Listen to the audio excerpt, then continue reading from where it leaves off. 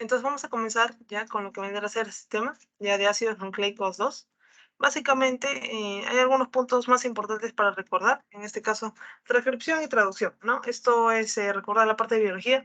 En simples palabras, transcripción vendría a ser aquel proceso celular en el cual se hace una copia del ADN, ¿ya? En un papel llamado ARN, ¿ya?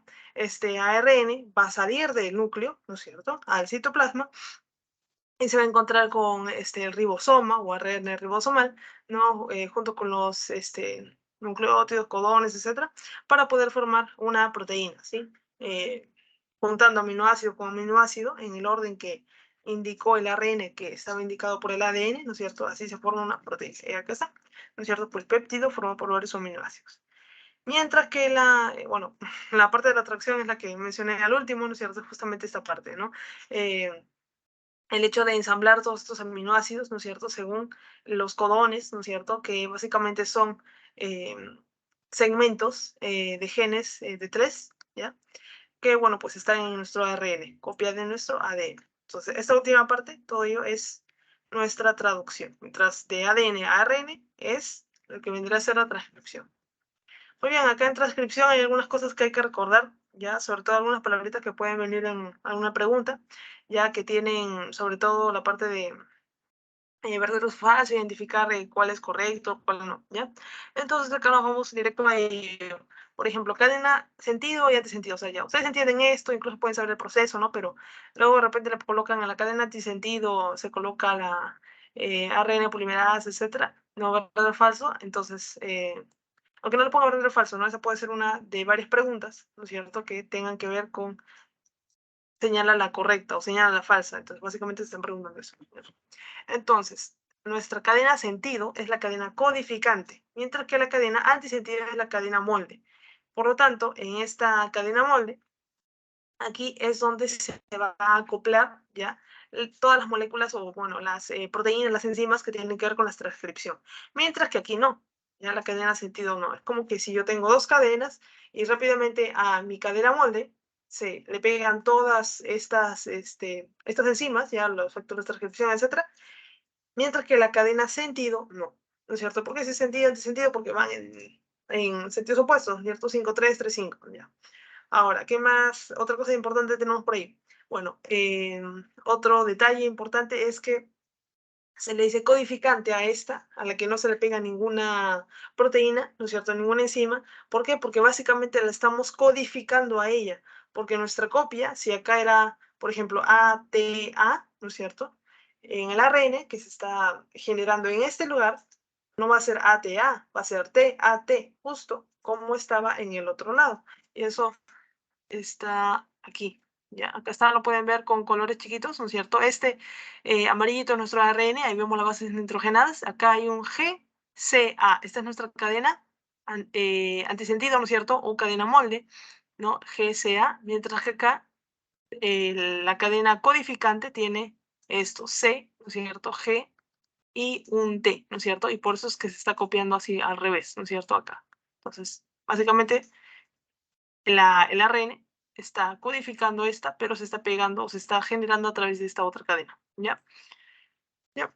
Eso es para que lo practiquen, ¿ya? Es la única parte que es un poco trabalengua, el resto no. Tenemos la parte de los exones o los intrones, ¿no es cierto? Los intrones básicamente son aquellas secuencias del ADN que no codifican proteínas.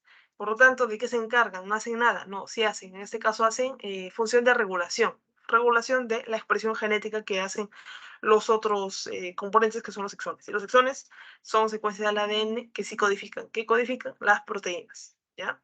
Y con proteínas ahí también tenemos que ver, obviamente, a las enzimas, ¿ya? Básicamente, las proteínas tienen varias funciones y una de ellas es la catalítica, ahí donde se encuentran estas enzimas, ¿ya? ¿Qué más? Ya, eso también son algunos conceptos rápidos, ¿no es cierto? Esto es downstream, upstream, ¿no es cierto? Este es el inicio de la transcripción. Acá se puede colocar el promotor, ¿no? Mientras que upstream, downstream, digo, aguas abajo está el gen, ¿no? El inicio, acá está el inicio de la transcripción, el final de la transcripción de repente está por acá, ¿no? Y acá te ponen, ¿no? Incluso cadena codificante, cadena no codificante, pero la molde, ¿no? Y bueno, ahí está. De ADN a ARN, ¿no es cierto? La caja TATA, ¿no es cierto? Como parte del promotor, ¿no? Ricos en timinas y adeninas, ¿por qué? Creo que lo puse por acá. Justamente porque tienen solo dos enlaces, ya, pues de hidrógeno, que están uniendo estas bases nitrogenas alrededor del ADN. ¿Por qué? Porque en la parte de la C con G, ya guanina, citosina, ¿qué es lo que pasa? Hay 3 puentes de hidrógeno. Entonces, si pasa por ahí alguna enzima que quiere cortar eso, le va a ser más difícil de 3. Por lo tanto, más fácil para que inicie la replicación que sea de 2. Es decir, T y A, ¿ya? Por eso se llama caja tata. Muy bien, justamente eso los promotores se ubican secuencias arriba, ya, aguas arriba, digo, del inicio de la transcripción, como lo ven por acá, ¿no? Como lo ven también por acá, inicio de transcripción, acá está la caja tata. Y bueno, pues acá ahí está lo que yo quiero codificar, ¿no? Exón, intrón, ¿no es cierto? Bueno, pues esto, al final, por un proceso de maduración, se van a eliminar los intrones. Ya los sustratos que van a estar por ahí es el ATP, obviamente como energía, también están estos. La enzima súper importante es la ARN polimerasa, ¿ya? Porque al final, ¿qué estamos haciendo? Estamos buscando el ADN y queriendo sacar una fotocopia del ADN, pero en un papel llamado ARN, ¿ya? Entonces necesitamos a alguien que trabaje con papel ARN y eso lo va a hacer ¿quién? Una ARN polimerasa, ARN polimerasa. Y bueno, pues antes tiene que llegar factores de transcripción, ¿no es cierto? Acá está. Llegan primero los factores de transcripción, identifican al promotor y de ahí llega la ARN polimerasa. ¿Sí? No se confundan esto, por eso lo repito bastante, con ADN polimerasa o lo mismo con algunas proteínas que vamos a repasar en transcripción, ¿ya? Entonces ahí lo que les recomiendo es que como es simple y no son tantas proteínas, tantas enzimas, etcétera, ahí hagan un dibujito de esto, ¿no es cierto? Sin verlo, ¿no? Para que todos lo tengan bien en claro, ¿no? Y que vean que ya han grabado este concepto, ¿no? Obviamente sin ver, ya, y no tan detallado, ¿no? Simplemente lo sustancial. Muy bien, vamos con esto. Acá está, ¿no es cierto? Los tipos de ARN. Acá están los principales, lo que nunca se deben de olvidar. ARN R o ribosomal, básicamente nuestro ribosoma, sí, nuestro ribosoma está hecho de ácido nucleico, ¿ya? Los demás de otro tipo de material, como proteína, lípidos, etcétera. Hablo de las otras organelas. Acá está nuestro ARN mensajero, ¿no es cierto? Básicamente es del que estamos hablando antes. Y el ARN de transcripción, muy bien. Tiene esta formita, ¿no es cierto? Y nos va a ayudar, y acá también lo ven, por aquí, ¿ya? A traer, ¿no es cierto?, los aminoácidos según los codones que aparezcan en el ARN. Sí, el ribosoma lo lee y le dice de transferencia, ¿no es cierto? Oye, tráeme tal aminoácido, ya, correcto, y ahí va y listo, ¿no es cierto? Y se va formando toda esta cadena de polipeptídica, ¿no? Ya generando una proteína si supera los 50 aminoácidos. Y por acá tenemos otros, ¿no es cierto? El ARN heterogéneo nuclear, ¿ya? Esto les puede servir, o sea, es para que lo conozcan un poco, ¿no? Pero, o sea, que no los confundan, ¿ya? Por ejemplo, acá este ARN mensajero sí lo considero como que el más importante de todos estos, porque este ARN mensajero heterogéneo nuclear es el ARN mensajero, pero inmaduro, ¿ya? Este es inmaduro. Cuando madura se convierte en ARN mensajero o ARN maduro, ¿ya? Acá lo vemos por aquí. Acá está nuestro ARN heterogéneo nuclear. Sería sí porque está en el núcleo, ¿no es cierto? Y bueno, pues heterogéneo porque tiene exones e intrones, ¿no es cierto? Pero luego cuando pasa por un proceso de splicing o empalme, bueno, en general, los 3 pasos de la maduración, ahí es donde madura, ¿no? Y bueno, pues ahí es donde ya se elimina, ¿no es cierto? En el splicing estos intrones y se queda solo con exones y acá ya se convierte, miren, en ARN mensajero, nitrógeno nuclear a ARN mensajero, pero es como que la continuación, ¿ya? Luego está el small nuclear, ya los silenciadores, ¿no es cierto? Y también los micro ARN, ¿ya? Que puede ser que se interrumpa o se amplifique una reacción.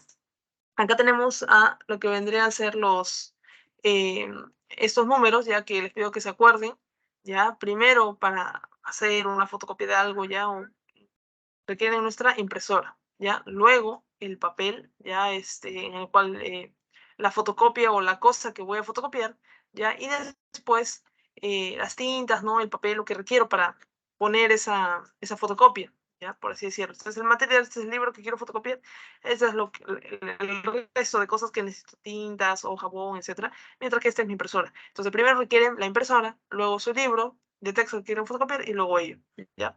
Para que se acuerden, porque al final esos numeritos van a tener importancia, ¿ya? ¿Dónde tienen importancia? Aquí. Porque hablando de las ARN polimerasas, recuerden que, pero antes ya hemos hablado de esto, no se le voy a repetir, no, porque ARN, mensajero, etcétera, de lo que está por aquí, de lo que hemos hablado por acá, ¿ya? Una cosa es ARN mensajero y otra cosa es esto, el ARN polimerasa. ¿Ya? El ARN mensajero es ácido nucleico. La ARN polimerasa es otro tipo de biomolécula, que es proteína. Ya, son dos cosas diferentes. Tienen un nombre parecido, pero son dos cosas diferentes. ¿Por qué suena tan similar su nombre? ¿Qué es el que me confunda? No, simplemente porque la proteína, el nombre de la enzima, tiene que llamarse así. Polimerasa porque está haciendo que se alargue una cadena, está generando, construyendo una cadena ¿de qué? De ARN. Por eso ARN polimerasa, asa de enzima.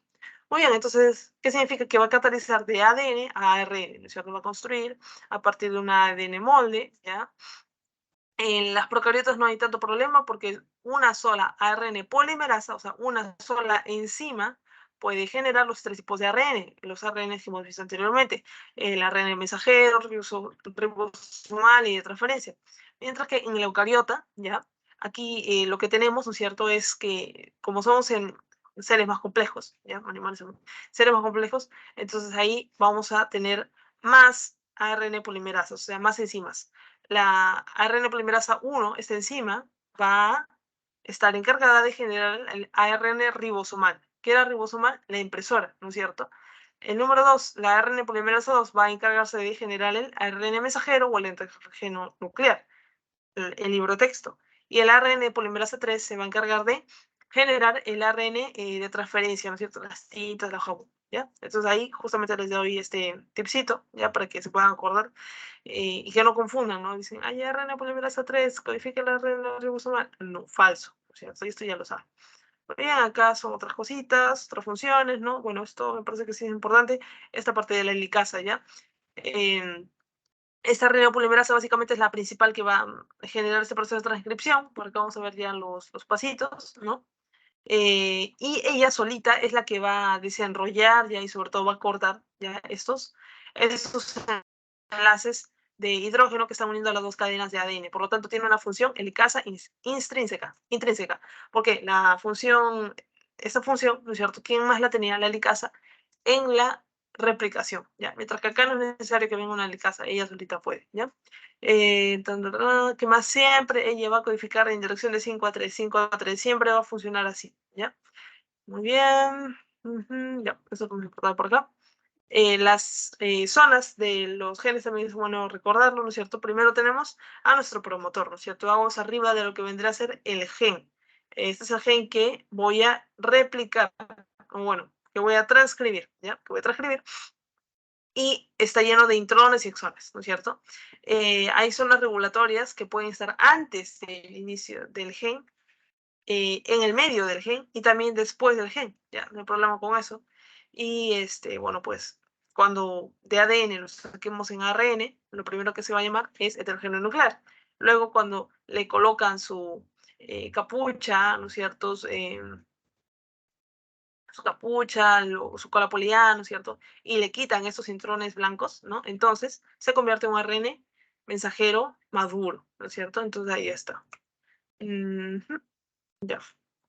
Entonces, en la fase de la transcripción, rápidamente es tener acá nuestra caja tata, ¿no es cierto? Esta es la zona del promotor, antes del al inicio del sitio de transcripción, ¿no es cierto? Llegan nuestros factores de transcripción, llega el primero y luego llegan los segundos, etcétera, y ellos nos guían a que la ARN polimerasa llegue, ¿no es cierto? Después de eso, ¿qué es lo que va a pasar? La ARN polimerasa va a empezar a elongar, ¿no es cierto? A ser más larga esta cadena, va a estar trabajando. Y por último, por la determinación, bueno, pues van a tener un factor, ¿no es cierto?, que indique, ¿no es cierto?, el fin de esta transcripción. Para este procedimiento, mucho énfasis acá también, ¿no es cierto?, el proceso de maduración de este precursor de RNA mensajero, es decir, antes de que se vuelva RNA mensajero o RNA maduro, ¿ya?, que tenemos que hacer. Como les había dicho, en las bacterias no hay problema, ¿no es cierto?, se traduce directamente, ¿ya?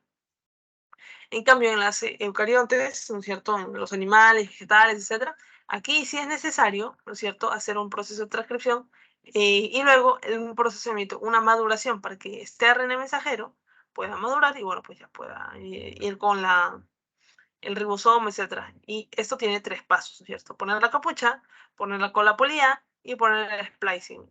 Acuérdense del CAP5, por lo tanto el otro sale solito.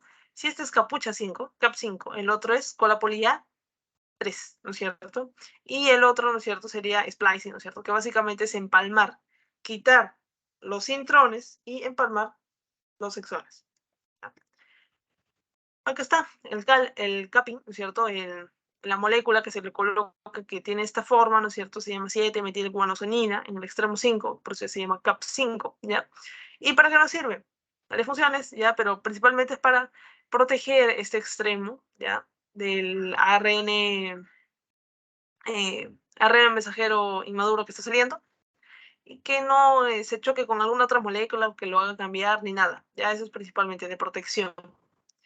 Y bueno, pues ahí tienes sus otras funciones, facilitar el splicing, etc. La poliadenilización, ¿no es cierto? Básicamente es colocar la cola polía en el extremo 5. ¿Qué hacemos ahí? Bueno, al final, como les digo, en términos prácticos, ¿no es cierto?, se coloca una cola polía en ese extremo, ¿no es cierto? Y bueno, tiene todos estos pasos y de la misma manera sirve para ¿qué función tiene, ¿no es cierto? Facilitar el transporte al citoplasma y hacer que se alargue la vida útil de este ARN, es decir, que no se dañe, ¿ya? También cumple función de protección. En el splicing o empalme, ya les estaba adelantando que básicamente tenemos que nuestros exones son los que nos importa a nosotros codificar. Por lo tanto, los intrones queremos que se vayan. Entonces vamos a generar un spliceosoma, ahí está, spliceosoma, ¿ya? Y bueno, pues van a liberar o van a cortar a todos los intrones de esta manera y van a empalmar, juntar a los exones y listo. Eso es el splicing o empalme, ¿ya? Cuando ya terminó este proceso de empalme, entonces ahí ¿a dónde se va? Hacia el citoplasma, ¿no es cierto? Ahora ya está seguro, ya está maduro, ya está listo, perfecto, para que pase por la impresora y comience a sacar copias en proteínas, ya no en ARN, sino en proteínas. Por eso se llama traducción. ¿Qué más? Tenemos este otro concepto importante, empalme alternativo. Básicamente lo que consiste es en que ya no existe este dogma de que un gen va a generar una proteína. Eso es falso, porque tenemos unos genes muy similares, o sea, la cantidad de genes muy similares.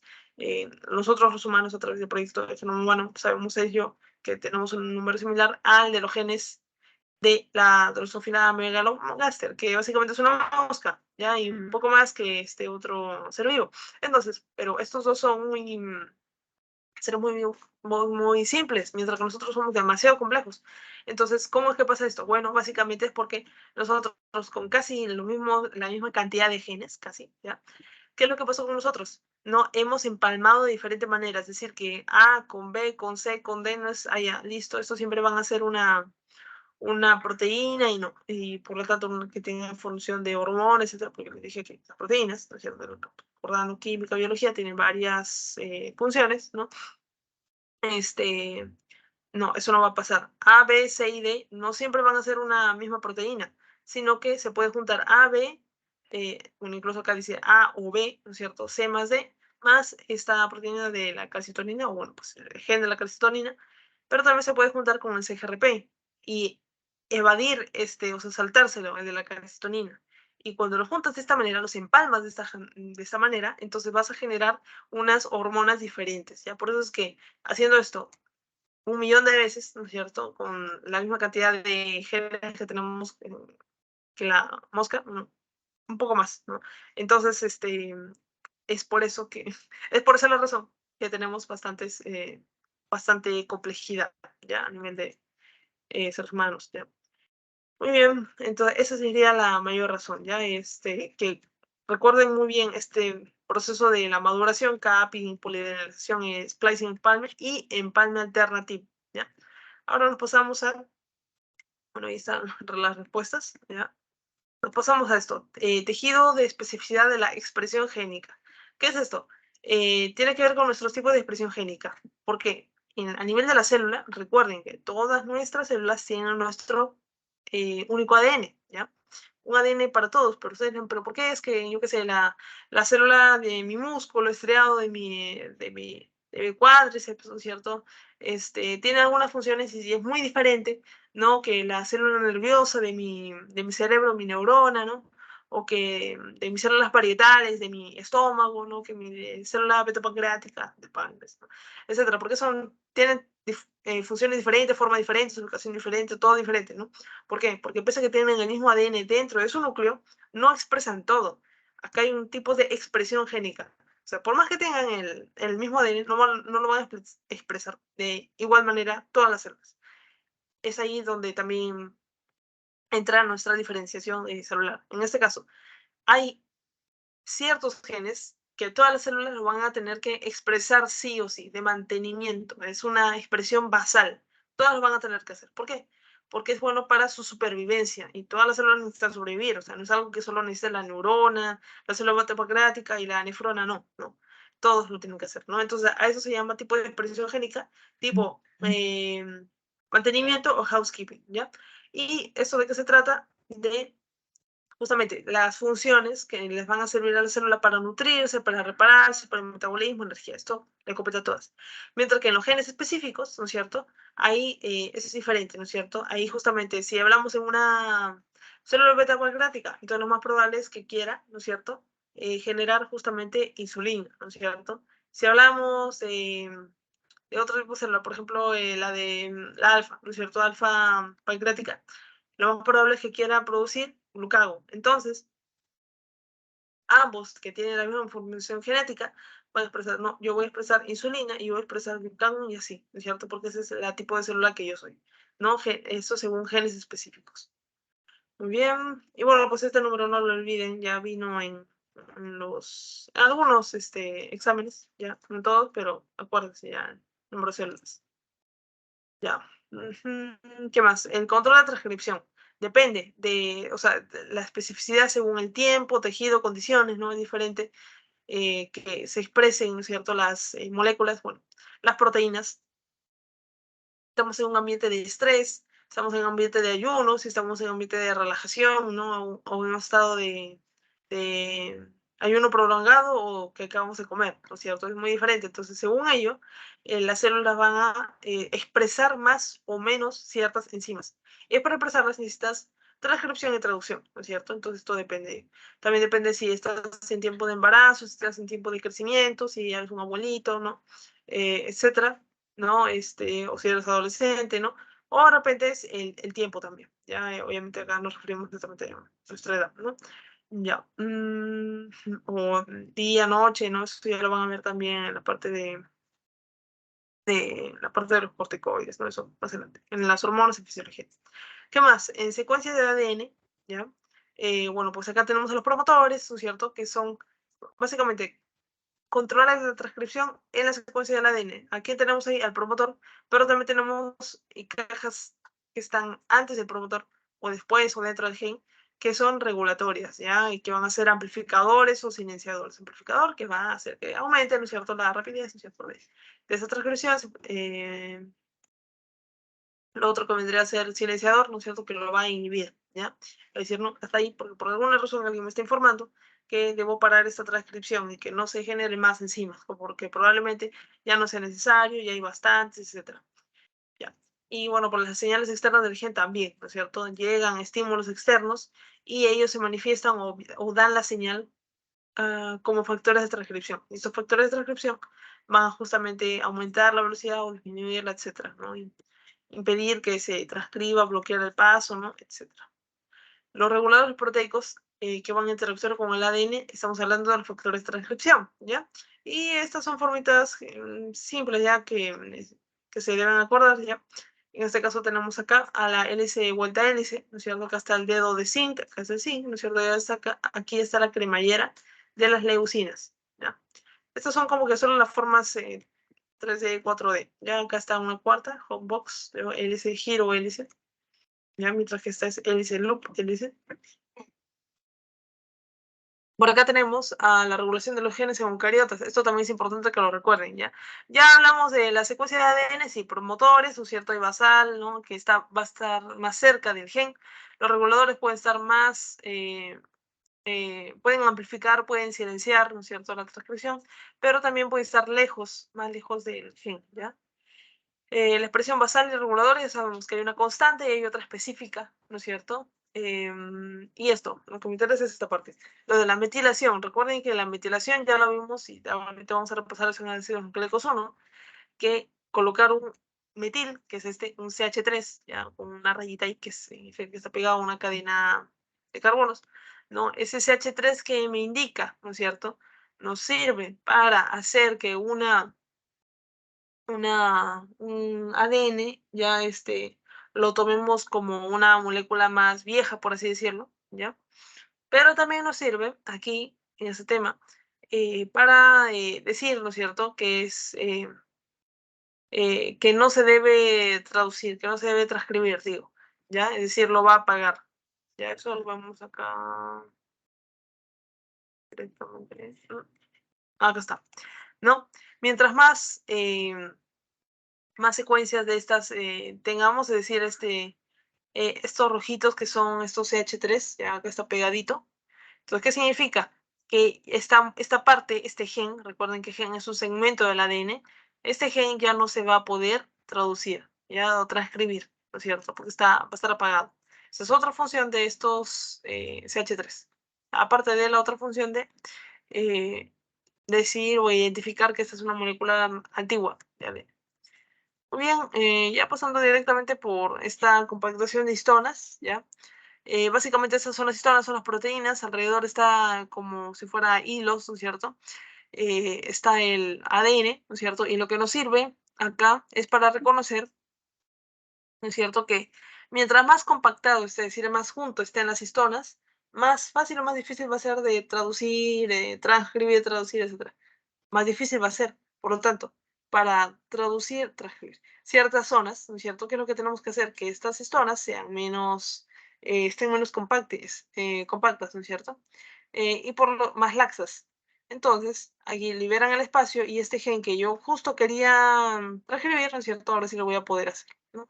Y para esto, ¿qué se puede hacer? Se modifican a las histonas. ¿Histonas quiénes eran? Estas proteínas azules. ¿Qué se les puede hacer? Acetilarlas, es decir, agregarles grupo acetilo, también se puede generar, pegarles grupos metilo, también fosforilarlas, etc. Esto puede funcionar tanto para expresarlas o también para silenciarlas, ¿ya?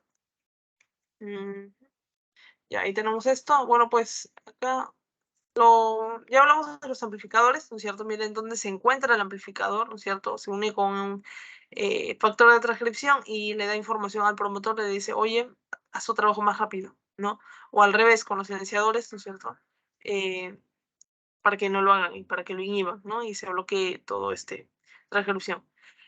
Este otro tipo de ARN, de transferencia, ¿no es cierto? Interferencia, digo, es importante porque quiero que se acuerden bastante, viene, ¿no es cierto?, de un ser diferente a nosotros, de un agente extraño, lo más probable de un virus, ¿ya? El ingresa a la célula con su ADN, ¿no es cierto? Bueno, pues un material genético, ingresa a nuestras células y tenemos ahí un dícer, ¿no es cierto?, que va a cortar este ADN viral y esos pequeños trocitos, ¿no es cierto?, de ARN, eso se llama ARN, ¿no es cierto?, de interferencia, sí, ¿ya? Entonces, ¿eso para qué nos sirve? Para que se unan al RISC. ¿Y qué es lo que va a pasar? Cuando venga de nuevo un material genético viral, ¿no es cierto? Es decir, entró de nuevo otro virus, ¿no es cierto?, que quiere replicarse en nuestras células, etc. Entonces, el RISC va a reconocer, dice, oye, yo tengo unos 4 pedacitos, ¿encaja o no encaja? Sí encaja, ah, ya, entonces mándale a justamente las proteínas que van a destruir esta ARN viral, ¿no es cierto? Y bueno, pues se genera más dícer ahí, ¿no?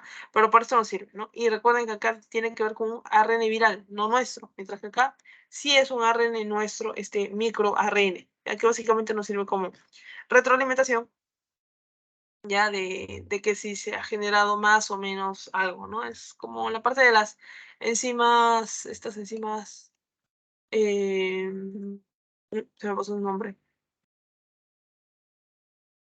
Mm, las enzimas que vamos a ver, vamos a, algo.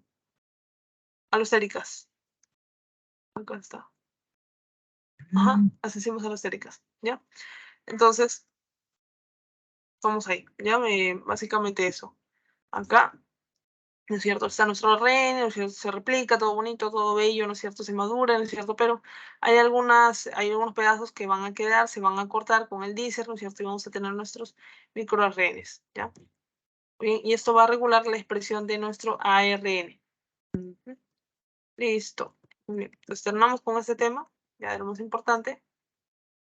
Ajá, vamos a seguir con el de... ¿Qué prefieren ahorita? ¿El de carbohidratos 3 o el de ácidos nucleicos? Porque era... Ya está. El siguiente que quedaba era este. Carbohidratos 3, pero no sé si quieran matar una vez este o ir en orden, no sé.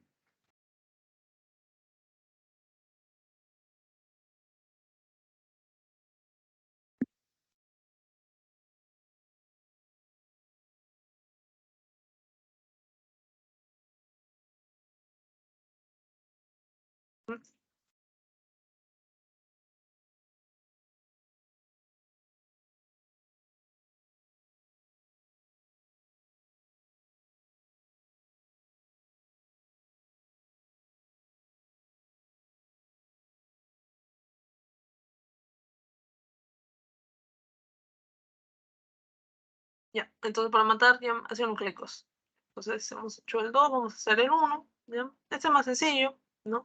Vamos a hacerlo rápido, como les digo, saltándonos algunas cosas que no son tan importantes, porque si no, nos demoraríamos 2 horas o 1 hora por cada uno, ¿ya? Entonces, ácidos nucleicos, nucleótidos, rapidísimo, ¿no es cierto? Ustedes ya saben esto. Básicamente, no se olviden de esto, que también podría ser pregunta, no es sencillo, pero igual. Voy a poner el láser. Acá está, ¿no es cierto? Unidad mínima de nuestros bellísimos ácidos nucleicos, ¿no? El nucleótido tiene 3 cosas, ¿no es cierto? Base nitrogenada, azúcar y fosfato, mientras que el nucleósido nada más tiene base nitrogenada y azúcar, ¿ya? Ahí puede ser la adenosina, por ejemplo, ¿no? Así como tal, ¿no? Ahí van cambiando sus nombres. Ya, ahí está, y el nucleótido como tal. Acá están las bases nitrogenadas, ¿no es cierto? Adenina, timina, uracilo. Uracilo, recuerden que siempre están en el ARN. Guanina y citosina, ¿ya? Y el azúcar, ¿no es cierto? Podemos tener a la desoxirribosa o a la ribosa, ¿no es cierto? La ribosa está en el ARN y la desoxirribosa en el ADN. Y ahí el grupo fosfato, ¿no? Ahí de repente puede tener 1, 2, 3. Muy bien, con respecto a las bases nitrogenadas, ¿no es cierto? Características. Que tenemos las pirimidinas y las purinas, ya nunca se olviden de eso. Purinas, agua pura, ya, agua pura. A y G son purinas. Las demás son pirimidinas, incluso el uracilo, también el uracilo, ¿no? Y se dan cuenta que las purinas, ¿no es cierto?, tienen 2 ciclos, 2 anillos, ¿no es cierto?, mientras que las pirimidinas solo tienen 1, ¿ya? Acá también era lo que les comentaba, entre A y T, Tata, la caja Tata, solo tienen 2 enlaces pues de hidrógeno entre ellos, mientras que la guanina y citosina tienen 3. En el azúcar, ¿no es cierto? Lo que tenemos que recordar también son las funciones que tiene cada carbono. Ya es simple. El primer carbono, ¿para qué nos sirve? Para colocar nuestra base nitrogenada. Listo. El segundo carbono, para identificar si este es hombre o mujer, por así decirlo, ARN o ADN, ¿ya? Si tiene que ver con, o más bien, si es ribosa o desoxirribosa. Y por lo tanto, ¿con quién va a estar? Dentro del ARN o dentro del ADN, ¿ya? No se olviden del 1 y del 2. Y el 3 y el 5 es fácil porque nos sirven para la construcción del ARN o ADN, ¿ya? Para el alargamiento de la molécula, ¿ya? Y bueno, pues siempre cualquier molécula que nos vaya a alargar, digo, va a ir en dirección de 5,3, 5,3, ¿ya? La 4 no tenemos información de para qué sirve este carbono. Muy bien. Funciones, básicamente, ¿no es cierto? Obviamente ya tenemos la parte de unidad mínima de ácidos nucleicos, ¿no es cierto? Metabolismo, como parte del ADN y el ATP, ahí está, ATP, sí. Adenosín trifosfato, ¿no es cierto? Eso básicamente es ácido nucleico. Y acá tenemos el GTP, NAD, FAT, ya. Y luego tenemos, ¿no es cierto?, NAT y NADH, ya que también tienen esta base de nucleótido, ya no lo olviden, y esto lo vamos a ver ahorita mismo cuando terminamos esto, para hablar de carbohidratos. Y también nos sirve como mensajeros intracelulares, ¿no es cierto?, con respecto a la parte de llevar la información, ¿no es cierto?, dentro de la célula, ¿no es cierto? Principalmente es AMP cíclico, ya no lo olviden, ¿no? Y el primer mensajero es un ligando, alguien externo que llega hasta nuestro receptor y bueno, pues hasta ahí llega el primer mensajero, ¿no? El metabolismo, súper importante. Síntesis, podemos tener de novo y también de salvamento, de reciclaje, salvataje, etcétera, o de recuperación, ¿ya?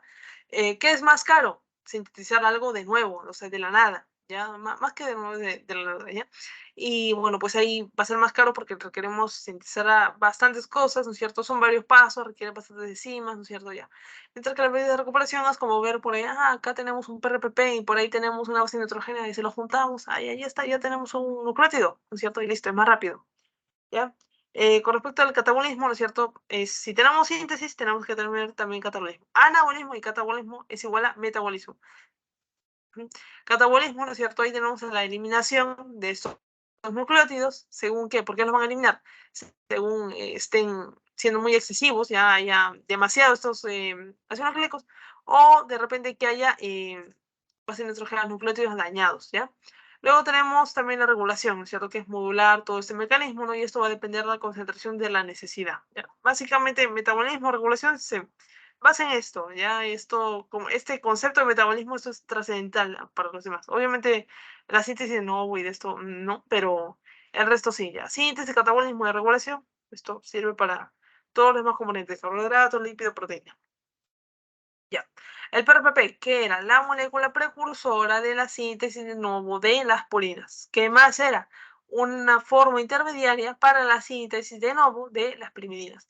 Pero también nos sirve como para convertir los ciertos nucleótidos bajo la vía de salvamento. ¿Ya? Esas son las tres funciones principales, ¿ya? Y es necesario que recuerden, es precursor de toda la síntesis de nuevo, no, solo de las purinas, ¿ya?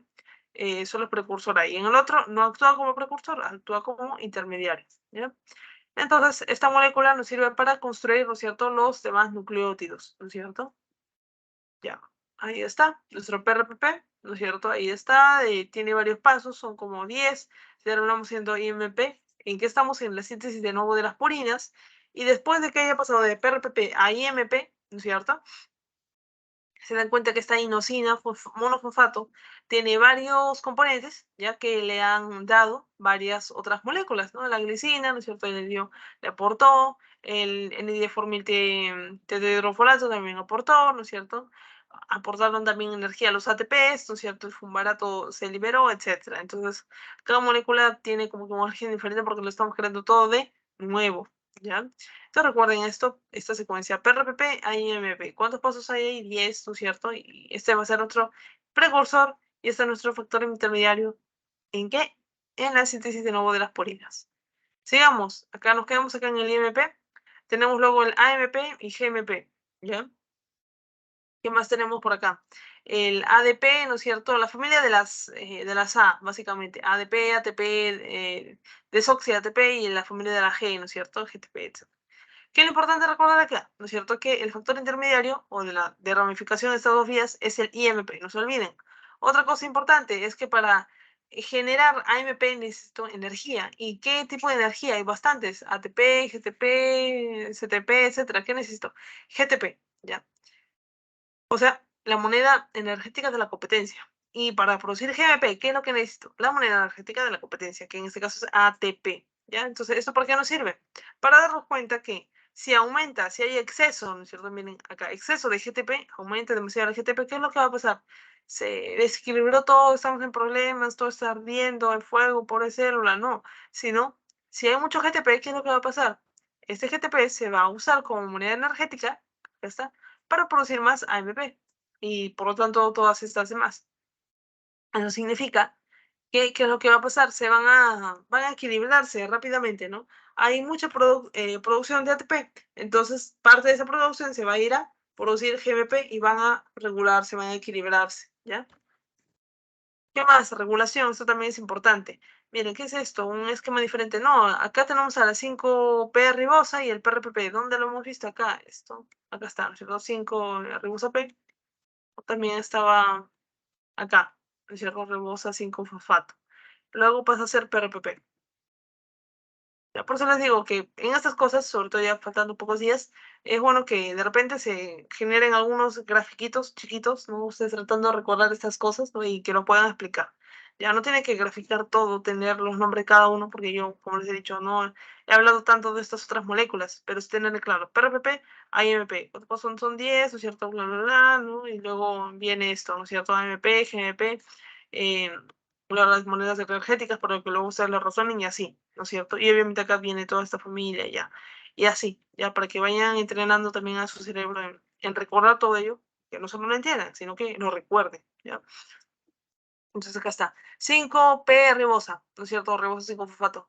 Se genera el PRPP y esto en PRA, etcétera, varios pasos hasta llegar al IMP, y luego por ahí tenemos el AMP, todas estas purinas, ¿sí? ¿Qué es lo que va a pasar con estas purinas, no es cierto? Bueno, pues sí, en este caso vemos que hay bastante de esto, ¿no es cierto? Estas AMP van a actuar de manera alostérica, por así decirlo, y van a afectar a esta enzima, ¿no es cierto? O bueno, la enzima que genera de 5-PRP ribosa a PRPP y la va a inhibir, ¿no es cierto? La va a inhibir y no se va a producir esta reacción. ¿Por qué? Porque si hay un exceso de esto, entonces te voy a decir, no, oye, ya para de producir esto, ¿no? Y ya no queremos resultado, entonces para encima, por favor, ¿no? Lo mismo por aquí, ¿no es cierto? Esta GMP, la ADP, etcétera, ¿no es cierto? TP, todas estas, la familia de las A y de las G, ¿qué es lo que va a pasar? Van a inhibir, ¿no es cierto?, lo que vendría a ser esta otra enzima, la PRP amidotransferasa, que tiene que ver en la parte de pasar de PRPP a PRA, ¿ya? Entonces lo mismo, si hay exceso, por favor, amiga, no nos produzcas más, ¿ya? Eso es retroalimentación negativa, ¿no es cierto? Ya que estos están retroalimentando a que se inhiba, negativo. Mientras que la retroalimentación positiva es cuando hay una escasez acá, hay una escasez, ¿no es cierto?, de las purinas y dice, oye, somos muy poquitas, por favor, prodúcenos, ¿no es cierto? Entonces ya, pues no las va a producir. Pero también puede haber un exceso de PRPP y si se está acumulando la harina, los huevos, el chocolate, el azúcar, etcétera, ¿qué te está pidiendo esa cocina que está repleto de eso? Haz galletas, por ejemplo, ¿no? O haz algo que tengas que ver con ello, ¿no? Entonces, más o menos así es como funcionan las cosas. Si se están acumulando los reactantes, los reactivos, los sustratos, entonces eso te está pidiendo, está generando una retroalimentación positiva que hagas PRA y que continúes con todo este proceso, ¿ya? La degradación de los nucleótidos. Rapidísimo también. La familia de la G, como la guanina, la familia de la SAD, adenosina, inosina, ¿en dónde van a converger? En una santina, y hiposantina también. Tiene que llegar aquí a santina, ¿ya?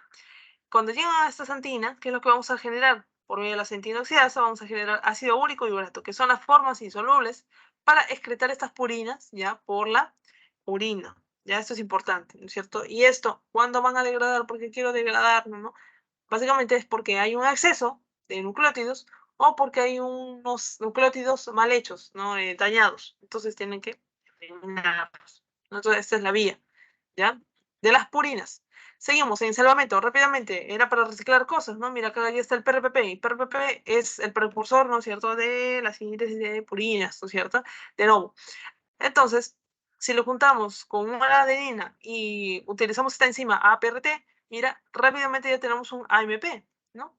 La hiposantina, lo mismo, ¿no es cierto? Que es una base nitrogenada. Todo este es el nivel de la base nitrogenada, todo este es el nivel de los nucleósidos y todo este es el nivel de los nucleótidos.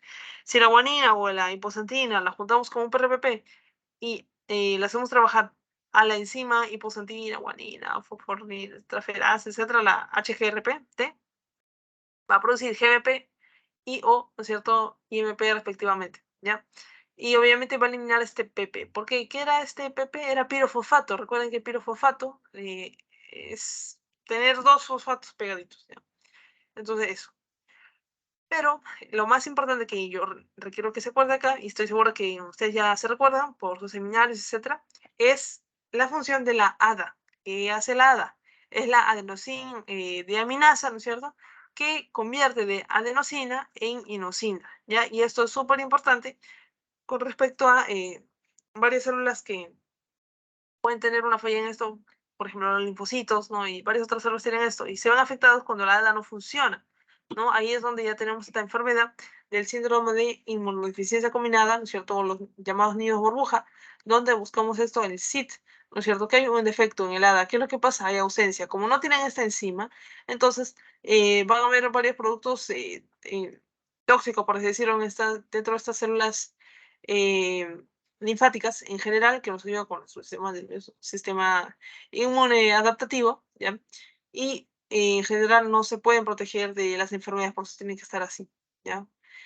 Luego tenemos el otro síndrome de Lesch-Nyhan, ¿no es cierto? Que, bueno, pues tiene que ver con retraso mental, tiene que ver con hiperuricemia, ¿no es cierto? Con ureatosis, ¿no? Carnivorismo, justo, bueno, tiene otro término, no me acuerdo exactamente, no, pero se dañan a sí mismos, ¿ya? Se muerden sus dientes, sus propias manos, por eso tienen que estar así, como que bien sujetados, ¿ya? Entonces, este síndrome de Lesch-Nyhan, ¿qué es lo que pasa? Hay un defecto, pero en la otra enzima, HGRPT, que es una enzima de ¿qué? De síntesis de nuevo, de primidinas, no, de purinas tampoco, síntesis de salvamento de las purinas, ¿ya? Y bueno, pues ahí está ausente. Mientras que en la gota, ¿no? Donde hay hiperuricemia, ¿no es cierto? Que es la uricemia, ¿no es cierto? Está relacionado con lo que hemos visto por acá, la degradación, ¿no es cierto? De ácido úrico, del urato, etcétera, ¿no es cierto? Mucho en la sangre, ¿no? Entonces, ¿por qué se produce esto? ¿No es cierto? Porque puede haber una PRPP sintetasa con actividad incrementada, es decir, que está generando más y más purinas, o que también puede haber una deficiencia de la HGPRT o de la glucosa 6-fosfatasa, ¿ya? Pero lo más importante es que se acuerden estos tres, ¿ya? Síntesis de nuevo de las pirimidinas. Acá, el precursor, ¿quién es? La carbamilfosfato. Luego hay unos 5 pasos donde interviene el PRPP como un factor intermediario, aporta, obviamente tiene que estar, pero no es precursor. Y luego tenemos el UMP, ¿no es cierto? Este UMP está por acá. La molécula que se va a dividir en dos caminos es el UDP y acá tenemos toda esta parte, ¿no? Lo más característico de esto que se puede acordar, ¿no es cierto?, es que justamente es necesario para esta síntesis pirimidina, ¿no es cierto?, tener a nuestro N5N4-metiltrihidrafolato que tiene que ver con el ácido fólico, ¿ya? Por eso es que es necesario, ¿no?, que los bebés, ¿no es cierto?, bueno, las madres embarazadas, ¿no?, las gestantes, ¿ya? Pueden consumir a tiempo su ácido fólico, ¿no? Por esa razón que tiene que ver con la síntesis de nuevo de las pirimidinas. ¿Ya? Bueno, eso es un dato extra que les había mencionado. Y acá la regulación de estas pirimidinas, ¿no es cierto? ¿Qué tenemos por acá? Que la PRPP, ¿ya? Cuando está escasa, entonces ella puede estimular, o bueno, el que haya más de este PRP, ¿no es cierto?, va a estimular esta enzima, ¿no es cierto?, a que trabaje, ¿no es cierto?, y a que forme todas estas pirimidinas, ¿no? Pero también, ¿quién puede estimularlo? Porque el PRPP tiene que ver con las pirimidinas, sí, pero más también con las purinas. Entonces, si hay bastante de eso, significa que, si hay bastante de PRPP, ¿qué es lo que pasa como por el otro lado? Si hay bastante de PRPP, significa que se debe generar bastante para también, ¿no es cierto? O sea, está a favor de la síntesis de nuevo, ¿no? Porque es una retroalimentación de tipo positiva, ¿no? El exceso de PRPP. Pero a la vez, si se está generando bastantes purinas, entonces también, ¿qué es lo que nos conviene, ¿no es cierto?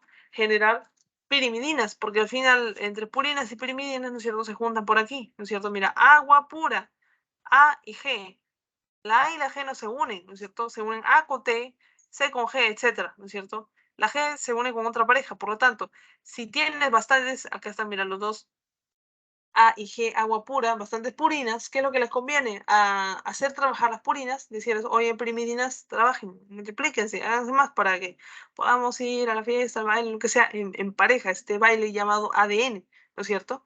Entonces, el exceso de purinas también va a regular que se produzcan más pirimidinas. Esta es la razón por la cual el ATP y la GTP aparecen por aquí y van a estimular a esta enzima a que trabaje y, bueno, pues genere más pirimidinas, ¿ya?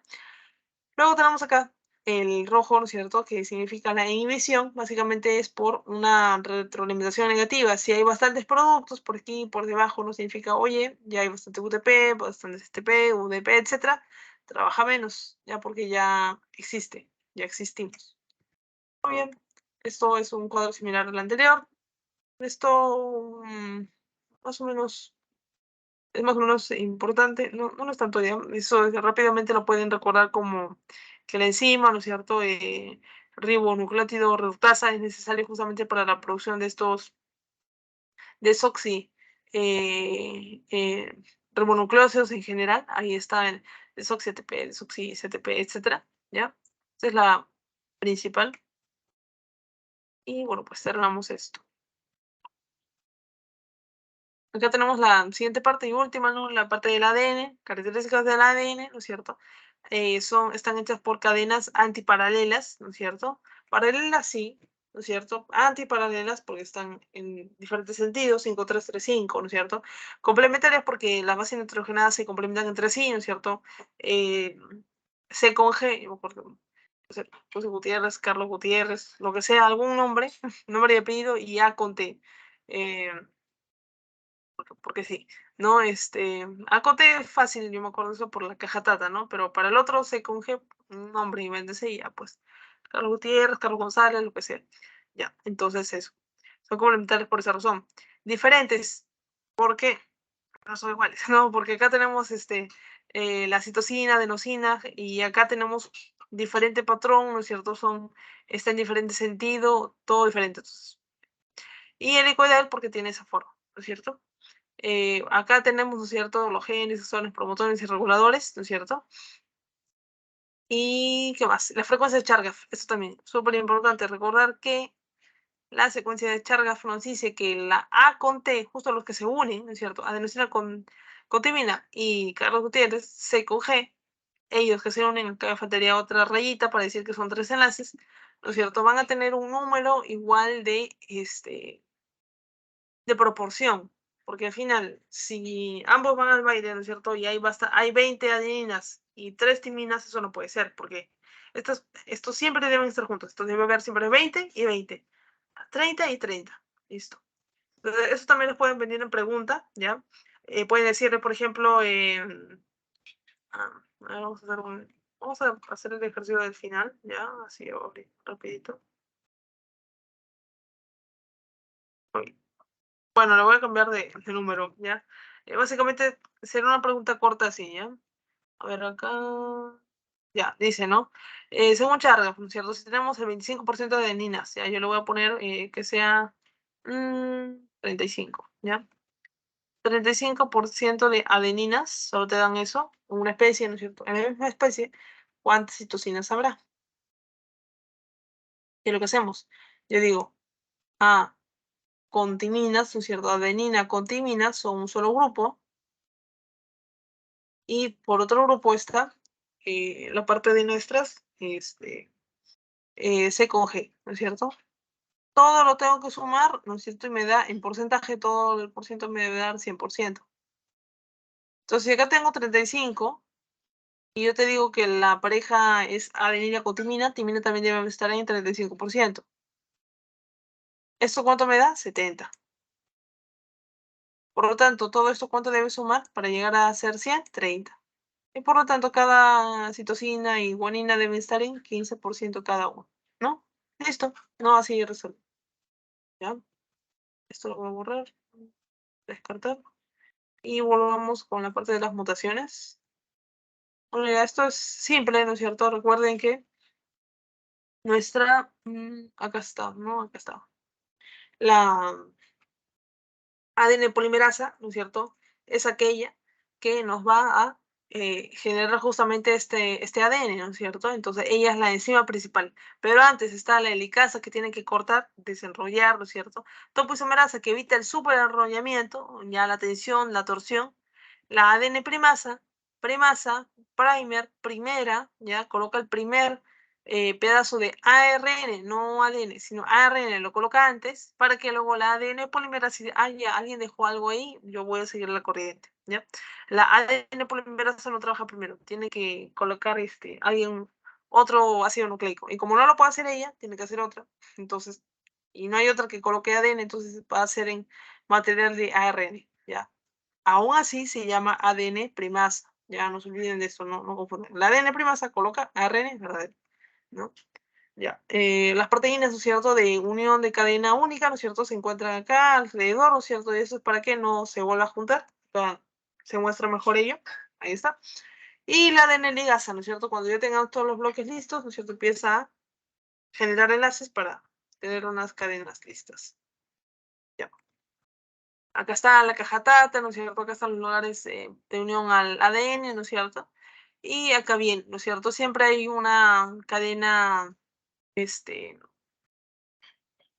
una cadena que se va a replicar, ¿no es cierto? O una parte de la horquilla. Todo esa es la burbuja, pero si yo lo parto a la mitad, tengo una horquilla, ¿no? Como si fuera un pelo así abierto. Entonces, eso es una horquilla, ¿ya? Entonces, acá hay una parte, una cadena de ARN que se va a generar de manera continua y otra discontinua. Esta discontinua lo vamos a llamar fragmentos de Okazaki, ¿ya? Y bueno, pues esto se da porque la cadena de ADN está en dirección E35. Y yo les había dicho que siempre se trabaja de 5-3, ¿no es cierto? Acá, 5-3, 5-3.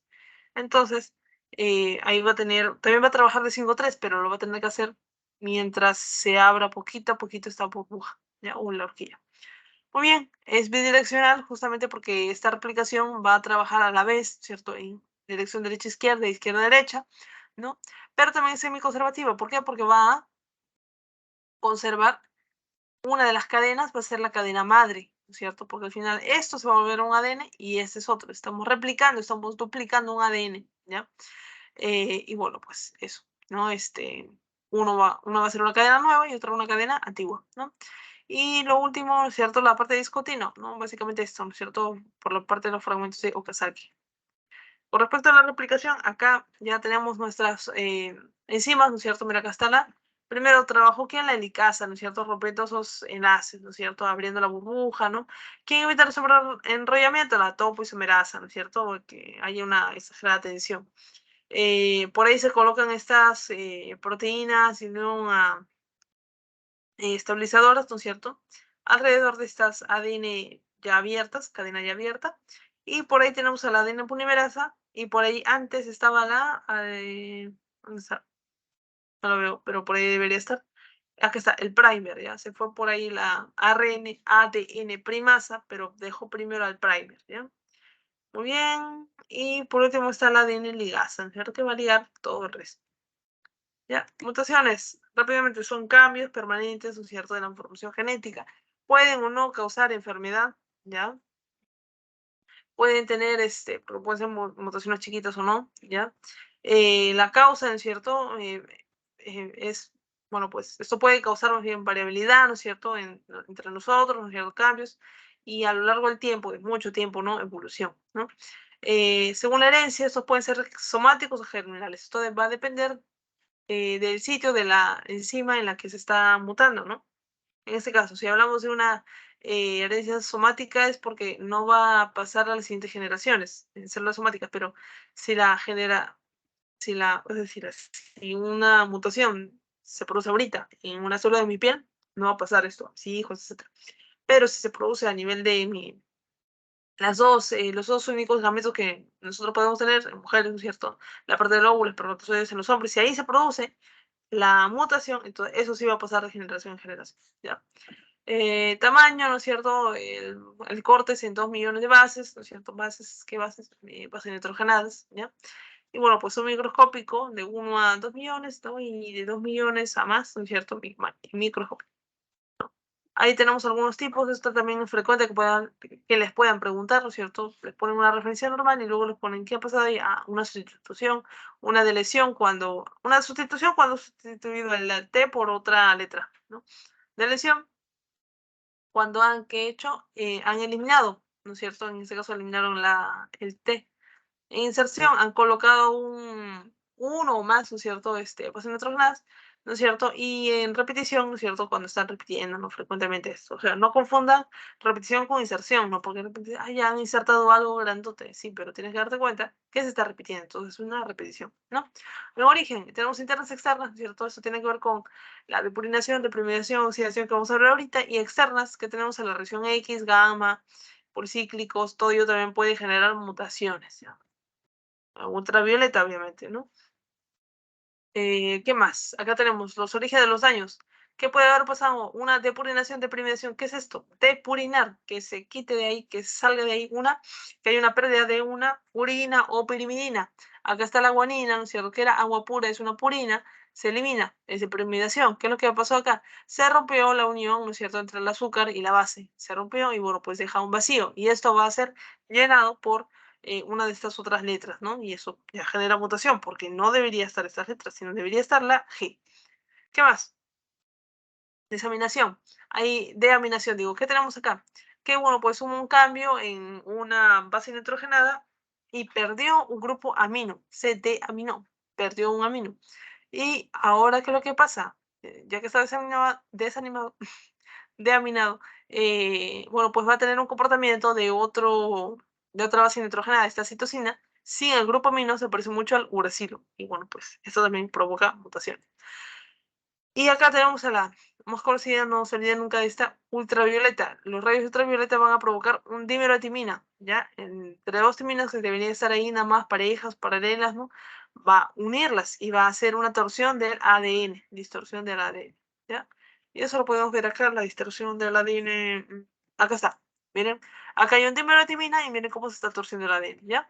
Entonces rápidamente, como ya hablamos de las mutaciones, tenemos que hablar de las reparaciones, ¿no? En las reparaciones hay unos pasos, no se olviden de esos pasos. Reconocimiento del error, ¿no es cierto? Ahí se carga la DNA glucosidad específica. Luego tenemos la endonucleasa y exonucleasa, ellas que van a servir como tijeras para cortar el lugar donde está la mutación. Uno por el extremo 5, la endonucleasa por el 5 y exonucleasa por el 3, ¿ya?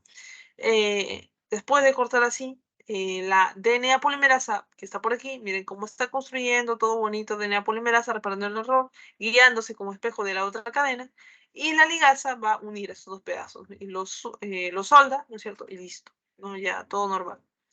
¿Qué más? Acá tenemos distintos tipos de reparación. Los que quiero es que se acuerden bastante es esto.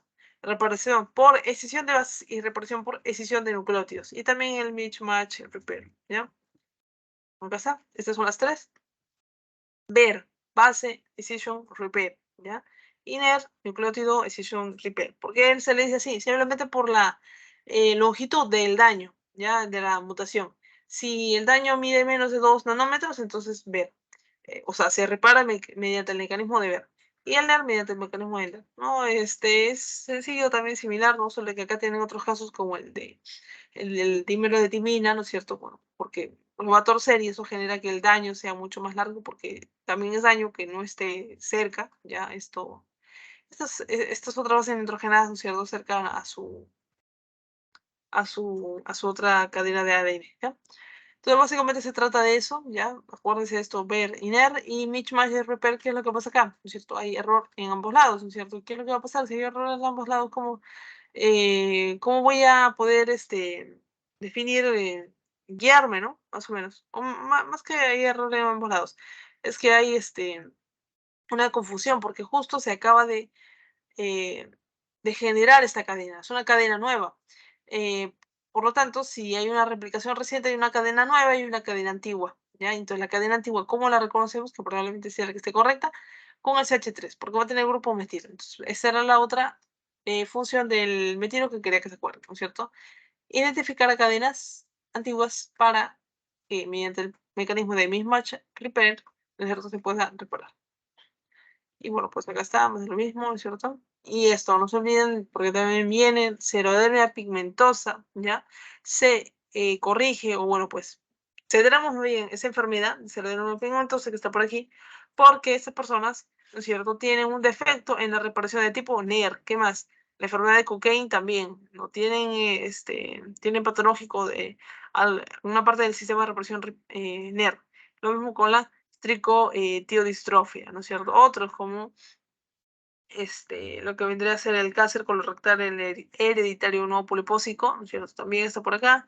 El cáncer de mama, ¿no es cierto? Por ahí también, ¿ya? Entonces recuerden ahí. Y bueno, entrenar las purinas, ¿no es cierto? Bueno, pues acá, a ver chicos, para pasar un poco, para ya pasar a carbohidratos como tal. Algunas preguntas hay que hacer de esto. Es fácil. Dice, intermedio de las purinas. En apurinas tenemos solo A y G, ¿no es cierto? Para, para generar y dividirlos en esos dos puntos, por cuál teníamos que pasar. IMP. Ajá, ¿no es cierto? El IMP. ¿No es cierto? A ver acá, uno más, dice, ya. Carbonos involucrados en el crecimiento de la molécula de ácido nucleico.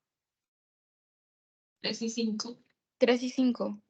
Ajá, muy bien, ¿no es cierto? 3 y 5. Se les preguntaría por el 2, ¿qué hace? En el carbono 2, digo. Diferenciación de ADN o ARN. Ajá, si es ribosa o desoxirribosa y si va para ADN o ARN. Muy bien, ¿no es cierto? El 1 para poner la base nitrogenada y ya saben 3 y 5 para el crecimiento. Siempre en dirección 5-3. Y esta, dice la formación de las nuevas pirimidinas es aumentada por, ¿qué es lo que puede aumentar la producción de pirimidinas? La falta de ATP. Si falta ATP, o sea, las parejas, ¿no es cierto? Las pirimidinas, esto no tiene que ver, ¿no? Más bien, y acá también esto es por lógica, o sea, hay ejercicios a nivel de razonamiento matemático de lógica, digo, entre estos tiene que haber uno verdadero y otro falso, ¿ya? Entonces, y acá te están diciendo, ¿no? Lo correcto, ¿no? Bueno, acá también es diferente, ¿no? Porque esto puede ser verdadero, pero no tiene que ver con esto, ¿ya? Entonces ahí tienen que jugarla, pero acá básicamente sería ¿no? El aumento del ATP y el GTP. Porque si está aumentando el ATP y el GTP, ¿no es cierto? Que son purinas, entonces, que es agua pura, entonces la C y la G, bueno, aunque sea, la T y la C, ahora sí, que son las otras pirimidinas, ¿no es cierto? También tendrían que aumentar, ¿no es cierto? Porque al final ellas se van a unir por 2 enlaces y por 3, ¿no es cierto? Para el ADN, ¿no es cierto? Entonces es también otra forma, ¿no? El promotor, también lo mencionan ahí, y la falta de adeninas, ¿no? Ya esto casi es similar a esto, por así decirlo, ¿no? Se está mencionando otras purinas, exceso de CTP, UTP. Si hay exceso de pirimidinas, ¿qué es lo que crees que van a hacer? Van a disminuir la producción de pirimidinas, ¿ya? Entonces es eso. Claro. Ajá. Y bueno, eso tiene que ver con lo que hemos hecho en la primera parte. A ver, ¿cuál sería esta? Dice la incorrecta. Dice la secuencia de la... A ver. Porque los Ajá. nitrones no son codificantes. Exacto, ¿no es cierto? Ellos no hacen nada, ellos, bueno, se hacen, pero tiene que ver con función regulatoria, ¿no es cierto? No codifican, ¿no es cierto? Es decir, no se traducen. Ajá, muy bien. Muy bien, excelente. Ya, a ver, acá dice la caja Tata, se refiere a cuál sería la correcta con respecto a esta caja Tata. Secuencia de ADN del promotor con consenso rico en adeninas y timinas, serie de timinas y timinas metiladas que promueven la expresión de un gen, secuencia importante para la expresión de algunos genes específicos, la secuencia TATAU, se encuentra al final de los genes, ¿ya? Que no tiene que ver con la caja Tata, es otra caja, y como acá dice, está al final de los genes, una proteína que vía a promover o silenciar un gen, ¿ya? ¿Cuál de estas sería?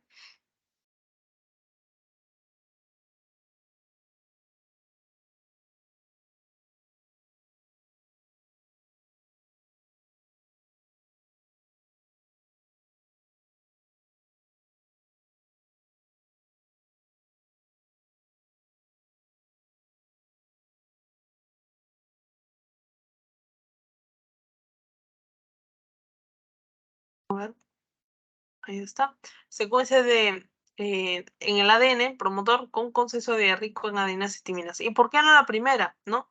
Porque justamente ahorita que hemos visto estos dos temas, ¿no es cierto? Hemos visto la función del metilo, ¿no? Del grupo metil. Cuando acá te dicen una serie de timinas y adeninas metiladas, ahí ya fue. Porque no debe estar metilado, ¿no? Porque no va, esto peor, no va a promover la expresión de un gen. Al revés, cuando algo ya está metilado, está apagado, ¿no? No se va a poder expresar, ¿ya? No se va a poder transcribir y por lo tanto no expresarse ni traducirse, ¿ya?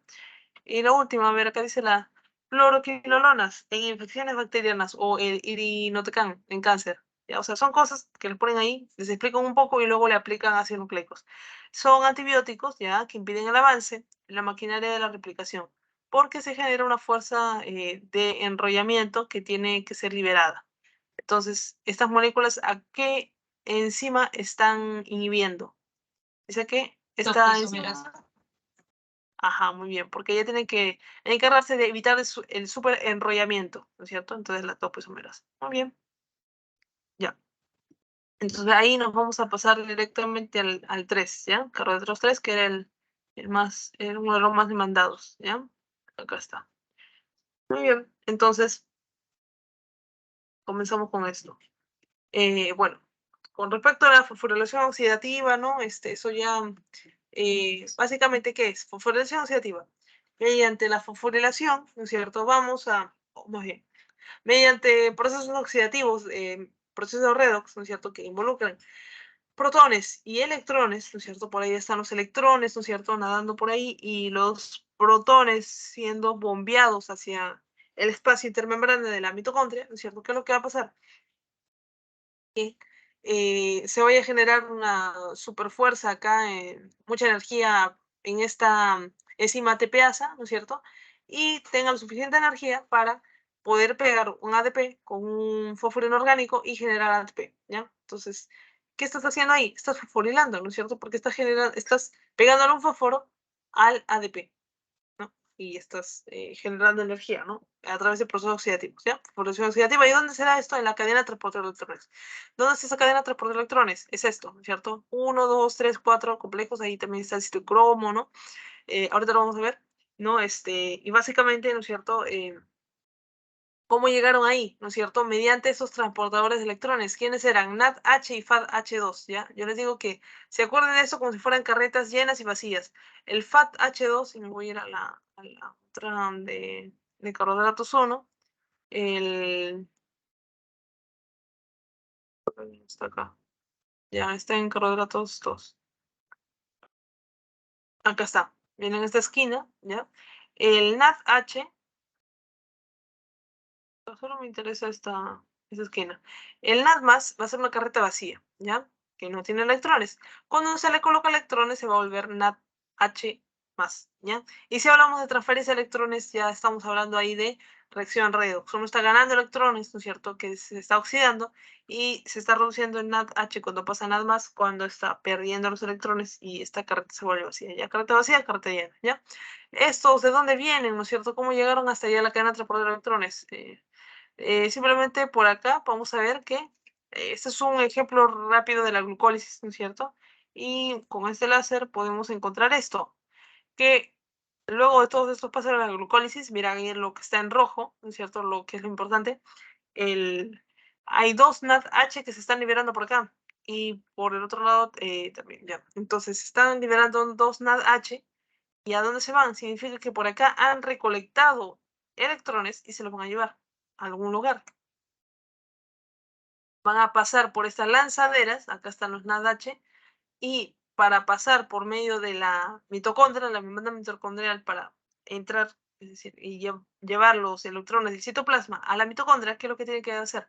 Llevárselo o pasárselo a alguien más, a algún amigo, a una tira de contactos para que haga pasar ese paquete lleno de electrones, ¿ya? Si nos encontramos mediante el conjunto de contactos ya malato aspartato, entonces se lo van a entregar a un NADH, ¿ya? Eso es chévere porque da más energía. Mientras que si lamentablemente se encuentran, no estaban ellos en mejor infancia, si no estaban algunos recién conocidos, glicerol 3-fosfato, ¿ya? Y les pasa el paquete de electrones, ¿no es cierto? Sí, lo va a llegar a pasar, pero un FADH2 y no va a dar tanta energía luego, ¿ya? Porque ellos no es energía esto. ¿Cuándo se transforma en energía esta cantidad de electrones, ¿no es cierto? En nuestro nivel en el que estamos repasando ahorita, ¿no es cierto? En la parte de acá. Llegan este NADH2, ¿de dónde venía? Tanto venía de la glucólisis como el ciclo de Krebs. ¿Dónde está en el ciclo de Krebs? Acá también, al final, ¿no es cierto? Acá está el ciclo de Krebs. Acá también es un bonito esquema corto, chiquito, resumido, donde básicamente encontramos acá un NADH y por acá FADH2. Entonces ellos están dentro del mitocondria, ellos no tienen que pasar por ninguna lanzadera, y ellos van directamente hacia la cadena de transporte de electrones que está en la membrana interna de la mitocondria, ¿no es cierto? Entonces, ya estando ahí, ellos llegan, ¿para qué? Para entregarlos, ¿no es cierto? Y luego se van como NAD más y FAD más para volver a hacer su trabajo, llegar a la glucólisis, llegar al ciclo de Krebs y recolectar electrones y continuar con su propio ciclo, ¿no? Entonces, ¿qué es lo que requerimos conocer acá? Se lo voy a explicar una vez este paso, porque luego, como les digo, les ponemos imágenes porque se repite. Entonces, llegan estos dos, entregan sus electrones. El NAD+ entrega al complejo 1, mientras que el FADH2 entrega al complejo 2. ¿Esto tiene diferencia? Sí, por algo te estaba diciendo, ¿no es cierto?, que el FADH2 va a generar menos energía. ¿Por qué? Porque NADH2, cuando entregue sus electrones, ¿qué es lo que va a pasar? Va a bombear protones. ¿Por qué se bombean protones? Porque esta carga que está pasando por acá está viajando en electrones, que son negativos. Mientras que los protones que están por aquí, tanto en el espacio intermembrana como en el mitosol, ¿no? En la agüita de la mitocondria interna, entonces que está en la matriz, ¿no es cierto? Ellos se van a confundir y dicen, bueno, pues parece que se está volviendo más negativo, entonces vamos a ir por ahí. Pero se confunden porque ellos solo están de paso, ¿no es cierto? Están por ahí, esta membrana nada más. Lamentablemente, ¿no es cierto? Estos se van a quedar acá encarcelados, ¿cierto? Cuando los electrones pasen por aquí, directo al complejo Q, ¿no es cierto? Luego el complejo 3 otra vez se van a bombear, ¿no es cierto? 4 hidrógenos. Y luego también por el complejo 4 otra vez se van a bombear, pero esta vez 2. 4, 4, 2. 4 más 4 más 2, ¿eso cuánto me da? Me da 10, ¿no es cierto? ¿No es cierto? Hidrogeniones. Mientras que el FADH2, que recién entrega sus electrones al complejo 2, acá no pasa nada. ¿Por qué? Porque no es una membrana, no es una proteína intermembrana. O sea, no se bombea ningún hidrógeno. Luego acá sí, se bombean 4 y acá son 2. ¿Cuánto se bombea en total? 6. Eso significa que si te digo que por cada 4 hidrogeniones se genera un ATP al final, entonces, ¿qué significa? Que el NADH2, ¿no es cierto?, está generando 2,5 ATPs o 3. Mientras que el FADH2 genera 6 hidrogeniones, con 6 hidrogeniones bombeándolos va a generar 1,5 ATP o 2, ¿ya? Entonces, básicamente es como de 3 a 2. Ya, algo más que explicar acá. Nada más sería que esos hidrogeniones, ¿no es cierto? Como le digo, se van a concentrar bastante acá, van a volver que esto sea mucho más ácido, es decir, mucho más ácido, que tengan un muy bajo pH, una alta concentración de protones, y eso haga que exista también un potencial de membrana. Toda esta membrana se va a polarizar, se va a colocar, se va a poner positiva, este otro lado negativo, ¿no? Y eso va a generar, ¿no es cierto?, que toda esta concentración tenga que salir a explotar por algún lado, y eso lo va a hacer a través de esta ATP sintasa, ¿no es cierto? Como les digo, va a generar energía y va a poder aplicar el ATP, el ADP con un fósforo inorgánico, generar ATP y listo, ¿no es cierto? Entonces eso básicamente sería todo. Ya acá están todos los pasitos escritos, ¿no? Esto, no que se olviden, NADH, como 3 ATPs y FADH2 genera 2 ATPs. ¿En dónde llega el FADH2? Recién al complejo 2, ¿no es cierto? Por ahí no se bombea nada. El resto del complejo sí, ¿ya? Esto es cadena de transporte de electrones. Este ATP sintasis es cadena de transporte de electrones, no. ¿Por qué? No transporta electrones, ¿no? Lo siento. Y bueno, y el ADH2 entrega sus electrones al primero, ¿no? Al complejo 1. Listo. Acá tenemos algunos que tienen que recordar algunos inhibidores, ¿no es cierto? Ahí tenemos la rotenona barbiturato, inhibe el complejo 1 y ya fue, porque si no trabaja el complejo 1 ya fue todo, ¿no es cierto? Por más que hayas tenido tu oxígeno al final, y eso también voy a hablar ahorita, o tengas bastantes FADH2, NADH, piruvato, lo que sea, no importa, porque ya se bloqueó este complejo 1 por el barbiturato, la rotenona, entonces se detiene ya la reposición celular y va a sufrir bastante tu célula, ¿ya? La antimicina A también, ¿no es cierto? Ella va a inhibir al complejo 3 y eso es súper importante que se recuerden. El monóxido de carbono y el cianuro se va a inhibir al complejo 4, también llamado citocromo C oxidasa, ya acá son sus otros nombres. La fosforilación oxidativa. ¿Cuándo se puede desacoplar? ¿Cómo digo que una mitocondria está desacoplada? Cuando la energía, que es supuestamente una forma de energía previa, es justamente el hecho de que en el espacio intermembrana estén súper concentrados esos protones. Cuando se filtra por ahí algo, ¿no es cierto? Hay huequitos, es decir, hay una membrana externa de la mitocondria permeable o interna, lo que sea, impermeable, hay huequitos, por ahí salen los protones, se liberan, se escapan, entonces ya no va a estar tan concentrado, por lo tanto, no va a poder sintetizar tanta ATP, ¿no es cierto?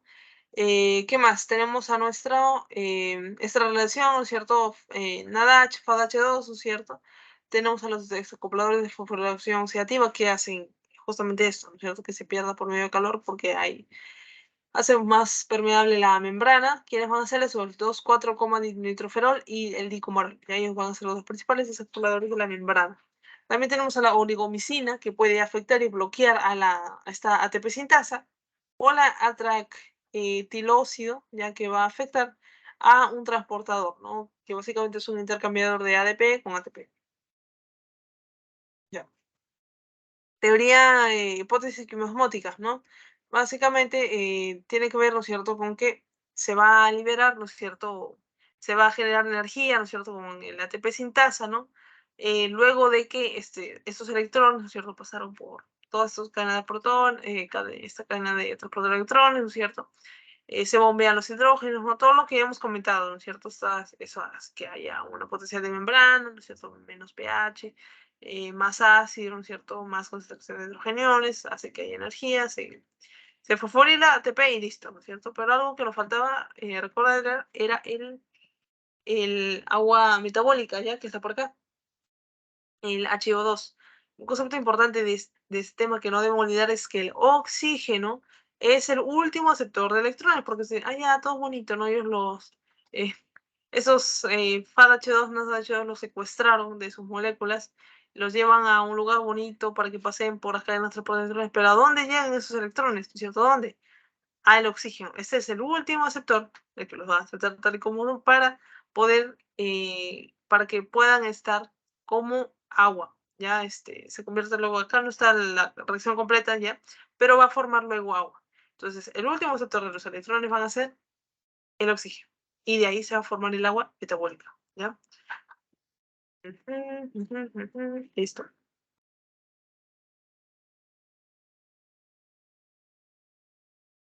Ya, a ver, acá tenemos una, a ver, ¿qué dice acá? La piruvato carboxilasa, acá dice la verdadera. La piruvato carboxilasa proporciona electrones a la cadena transportadora de electrones. Luego dice los electrones y protones se transfieren a través de toda la cadena transportadora de electrones. El cianuro inhibe la transferencia de electrones de citocromo oxidasa al oxígeno. Esta es, ¿no es cierto? Justamente, si cianuro inhibe al complejo 4, ya también llamado citocromo C oxidasa. ¿Ya? Y esta, ¿verdad? Que dice el uso del 2,4-dinitroferol, desacoplador de la fosforilación oxidativa, producirá a nivel mitocondrial, ¿qué produce?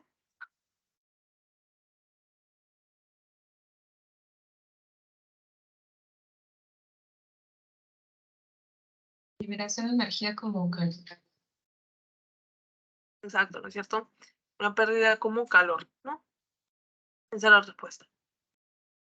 A lo mejor lo vamos a mostrar porque no se con ninguna duda. Ahí está, calor. Y la otra, acá está. Listo. Entonces ahora, con esto, en la parte del glucógeno, ¿no es cierto? Para hablar de esta molécula, ¿no es cierto? Hay que recordar esto, ¿no es cierto? Que es un polisacárido, ¿no es cierto? Que, bueno, pues se almacena, ¿no es cierto? Eh, justamente en la parte de en algunos tejidos principales, como vendría a ser el músculo y el hígado, ¿no es cierto?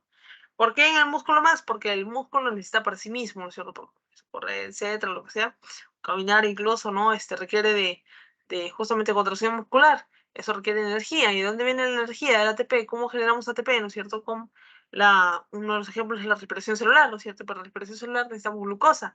Y por esa glucosa es mejor tener guardado varias glucosas en forma de glucógeno. Ahí está, ¿no es cierto? Y cuando lo requeramos, ¿no es cierto? Lo partimos, ¿no es cierto? Entonces, así es. ¿Qué más tenemos acá? El hígado, ¿no es cierto? Tiene un poco menos, pero aún así él es el encargado de controlar la glucemia, ya es decir, la glucosa en sangre. Muy bien, eso también no es que se olviden, estos tipos de enlaces, ¿ya? El alfa 1,4 glucosídico y el alfa 1,6 glucosídico, ¿ya? El alfa 1,4, esto tiene que ver con la cadena principal, ¿ya? Acá está, todo esto, todas las cadenas principales es esto, pero cuando queremos ramificar, acá está en rojito, por así decirlo, ahí es diferente, ahí ya no vamos a usar el 1,4, sino vamos a usar un enlace diferente, 1,6, ¿ya? Y ahí está.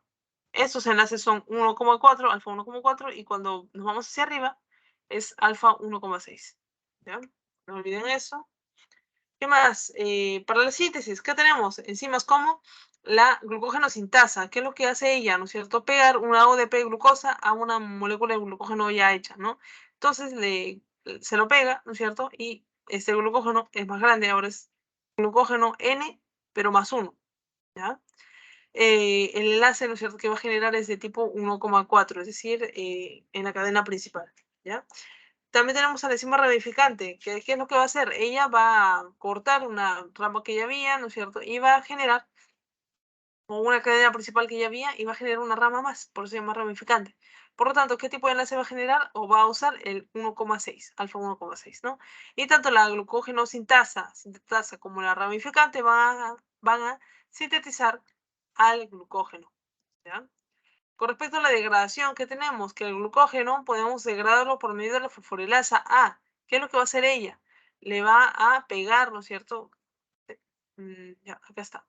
Acá tenemos a la glucógeno, ¿no es cierto? Y cada vez que pasa por una enzima fosforilasa, va a perder ese glucógeno una glucosa, pero no solita glucógeno, una glucosa con un grupo fosfato en el carbono 1, y acá lo vemos. Acá está todo el glucógeno, todo gigante, pero acá tenemos al glucógeno N-1 porque ha perdido uno. ¿Dónde está? Acá está la glucosa. Pero a la vez esta fosforilasa le ha pegado por ahí, ¿no es cierto? Acá está, en el carbono 1, un grupo, ¿no es cierto?, de fósforo, ¿no? Por eso se llama así. ¿Qué más tenemos? La fosforilasa, ya la vimos, está por acá, algunas características de ella. La transferasa, ¿qué es lo que hace? Transfiere, ¿no es cierto?, todo esto y lo pasa al otro lado, a una cadena principal, ¿no?, usando el enlace 1,4. Y la alfa 1,6 glucosidasa lo que hace es desprenderse de esa única glucosa que queda, porque la transferasa puede ser eso, transferir, pero no puedes transferir la cadena completa. No se mete con no sé por qué le quiero ese ángulo, no se mete con este enlace 1,6, ¿ya? La que va a trabajar con ella es esta otra enzima, ¿no es cierto? La alfa 1,6 glicosidasa, ¿no? Y la va a liberar, la va a botar. Regulación, súper importante, ¿ya? Vamos a ver cómo se va el tiempo. Ya, en algunos minutos. Si no acabamos, ya, durante esta semana puedo hacer otro repaso, ¿ya? Para que no sé, para que puedan tener tiempo también de repasarlo ya los otros temas, ¿ya? Pero vamos a seguir con esto. Regulación de la degradación del glucógeno. Entonces acá tenemos a nuestro glucógeno bello y a la glucosa, ¿no es cierto? El glucógeno es un conjunto de varias glucosas, ¿no es cierto? Y la glucosa es solo una. ¿Qué significa? Que si me voy de glucógeno a glucosas, estamos degradando. Y si estoy de glucosa a glucógeno, es decir, estoy formando, estoy sintetizando, ¿no? Catabolismo a anabolismo. Todo eso es metabolismo. Ahí tenemos algunas hormonas implicadas, como es el glucagón en el músculo y en el hígado, y la epinefrina en el músculo, ¿ya? Y la insulina en ambos, ¿no? Para la parte de la síntesis. Entonces, cosas que deben recordar bastante es esto, ¿no es cierto? Sobre todo los primeros puntos. De acá tenemos primero la insulina. La insulina es una hormona, sí, pero tipo anabólica. ¿Por qué? Porque nos va a ayudar a sintetizar, ¿ya?, glucógeno. Mientras que las hormonas contrarreguladoras son 4. Glucagón, catecolaminas, cortisol y hormona de crecimiento van a ser hormonas de tipo catabólicas porque van a estar a favor del catabolismo del glucógeno, es decir, están a favor de cortar. ¿Por qué están a favor de cortar? Porque probablemente estamos en tiempo de ayuno, ¿ya? Entonces, no estamos comiendo, ¿no es cierto? No vamos a comer obviamente cada 5 minutos, entonces se acaban esas reservas y de la reserva que nosotros tenemos, o bueno, se acaba la comida nueva que acaba de ingresar, entonces nosotros tenemos reservas y empiezan a cortar, a degradar, a hacer catabolismo, ¿ya? Ahí están las hormonas contrarreguladoras. Entonces, ahí tenemos esto, ¿no es cierto? Miren acá, justo acabamos de comer, ¿no es cierto? E inicia los picos altos de la insulina, ¿no es cierto? Porque la insulina está a favor de ¿qué? Acá. Está a favor, ¿no es cierto?, de la producción de la captación de la glucosa por medio del músculo y tejido, ¿no es cierto? ¿Por qué GLUT? el GLUT4, ya acuérdense, el GLUT4 es un transportador de glucosa de tipo dependiente, ya igual hay otros GLUTs que no dependen de insulina, ¿no? Pero igual es necesario que a los músculos puedan ingresar, ¿no es cierto? A los tejidos pueden ingresar glucosa, ¿no es cierto? Y para ello necesitan puertas. Esas puertas, ¿cómo se llaman? Transportadores de glucosa. Puede ser los GLUT o puede ser el CLGT1. Entonces la insulina va a estar a favor de esa captación, ¿no es cierto? Acabamos de comer, ¿no es cierto? ¿Dónde está esa comida, esos nutrientes? Primero en el tracto digestivo, ¿no es cierto? Y luego está en donde pasa, ¿no es cierto? Se absorbe, está en el intestino, ¿no es cierto? Las vellosidades, pasa a la sangre y luego cuando ya está la sangre, ¿a dónde tiene que viajar? A todo el resto de tejidos, ingresar célula por célula de todos los tejidos. Entonces va a estar a favor de que se abran las puertas, ¿no es cierto?, de cada célula de los tejidos y que pase de la sangre a los tejidos. Por lo tanto, si está a favor de que el azúcar, la glucosa, pase de la sangre a los tejidos, está a favor de la disminución de la sangre, de la glucosa en la sangre. Por lo tanto, es una hormona con acción hipoglucemiante, ¿sí? Porque está haciendo que entre hacia los tejidos, ¿ya? Salga de la sangre para irse a los tejidos. ¿De qué más está a favor? De producir la glucólisis, porque al final si acabas de comer, entonces eso hay que cortarlo, ¿no? Hay que partir la glucosa que está entrando, hacer la glucólisis, ¿no es cierto? Hacer respiración celular, tener energía, ¿no es cierto? Por eso que luego de estar tanto tiempo así sin comer, ¿no es cierto? 2 horas, lo que sea, comes y tienes mucha más energía porque está produciendo justamente esto, glucólisis y por lo tanto luego la respiración celular, ¿no es cierto? Y altas cantidades de ATP, de energía celular. ¿Qué más? Se produce la síntesis de glucógeno, ¿no es cierto? ¿Y esto cómo se da? Bueno, pues sí, estamos comiendo, ¿no es cierto? Y sabemos que no vamos a comer todo el tiempo, cada 5 minutos, entonces dice, bueno, pues también hay que ahorrar. Entonces vamos a dividir la glucosa que va a ir hacia la glucólisis, de la respiración celular, pero también va a haber glucosas que se van a ir a la síntesis de glucógeno para ahorrarlo, para esas horas donde no vamos a estar comiendo, ¿no? Y en esos momentos romper no sé, pues el jarrón de ahorros, ¿no es cierto? Y, ¿cómo se llama esto? Comer, ¿no es cierto? Consumir esas glucosas, ¿no? En ese tiempo de ayuno. Muy bien, también está a favor de bueno, estas son otras cosas. Síntesis de producción de proteínas, bla, bla, bla, esto lo vemos después del parcial. Y esto, la insulina va a estar en contra de la glucogenólisis, en contra de la degradación del glucógeno. ¿Por qué? Porque está viniendo comida, ¿para qué vas a comer? Es decir, ¿no es cierto? Yo qué sé, han comprado justo, ¿no es cierto? Un pollo a la brasa ahorita, ¿no es cierto? Para comer toda la familia, ¿no? Pero ya había comido guardado. Esto es un ejemplo raro, ¿ya? Pero si les sirve, para que se acuerden, es mejor.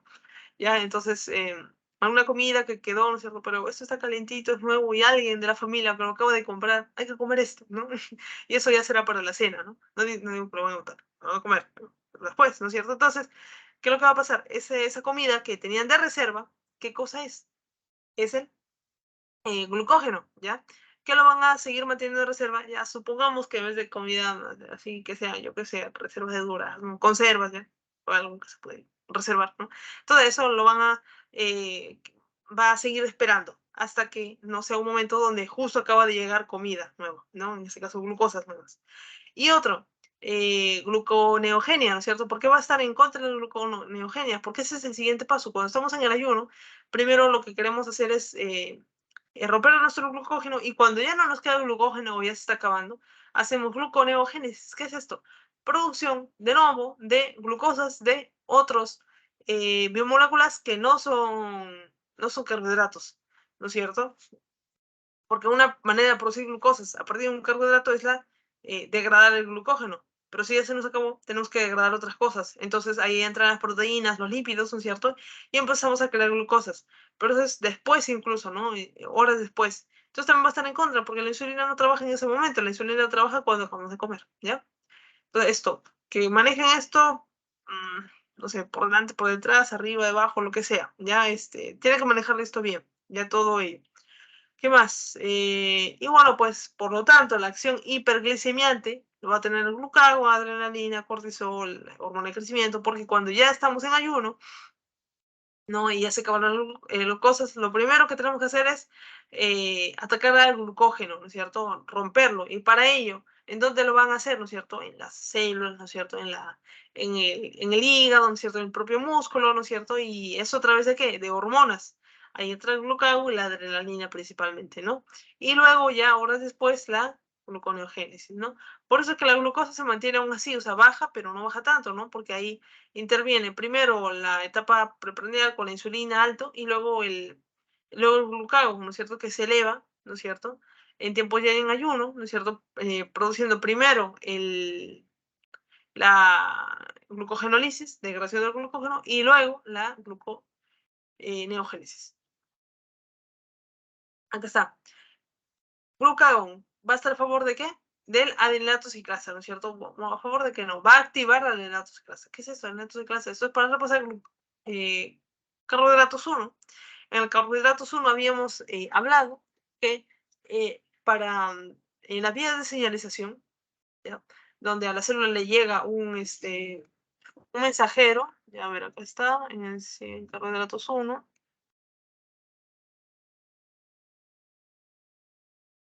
Acá está. ¿No es cierto? Tenemos un efector y un segundo mensajero, primer mensajero y segundo mensajero, pero para que esta señal se traspase, ¿qué es lo que tiene que haber? Tres componentes, el receptor, transductor y el amplificador. El amplificador normalmente es, o bueno, en la mayoría de casos es el adeninato ciclasa, y está acá. Acá llega la adrenalina, ¿no es cierto? A su receptor beta-adrenérgico, esto se traduce por medio de la proteína G, ¿no es cierto? Y lo amplifica la adenilato ciclasa o adenilciclasa, y se lo va a pasar al segundo mensajero, que es el AMP cíclico. Entonces, acá estamos, a eso me refiero, a esta adenilato ciclasa me refiero. Entonces, esta adenilato ciclasa, ¿no es cierto?, va a ser activada por el glucagón y la adrenalina. Y si se activa, ¿qué es lo que va a pasar?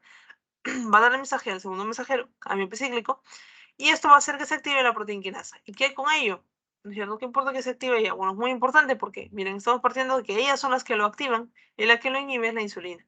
Entonces, si seguimos con esto activado, es porque ellos dos llegaron. Entonces, nos vamos por acá. Ya está.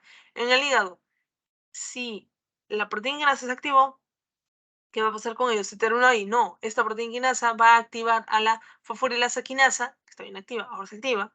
Esta fosforilasa quinasa va a activar a otra enzima, fosforilasa B, y la vamos a convertir en fosforilasa A, que ya está activa. Y la fosforilasa A, me acuerdo de algo, sí, lo acabamos de ver ahorita, también en unas clases, era parte de la degradación del glucógeno, lo acabamos de repasar ahorita.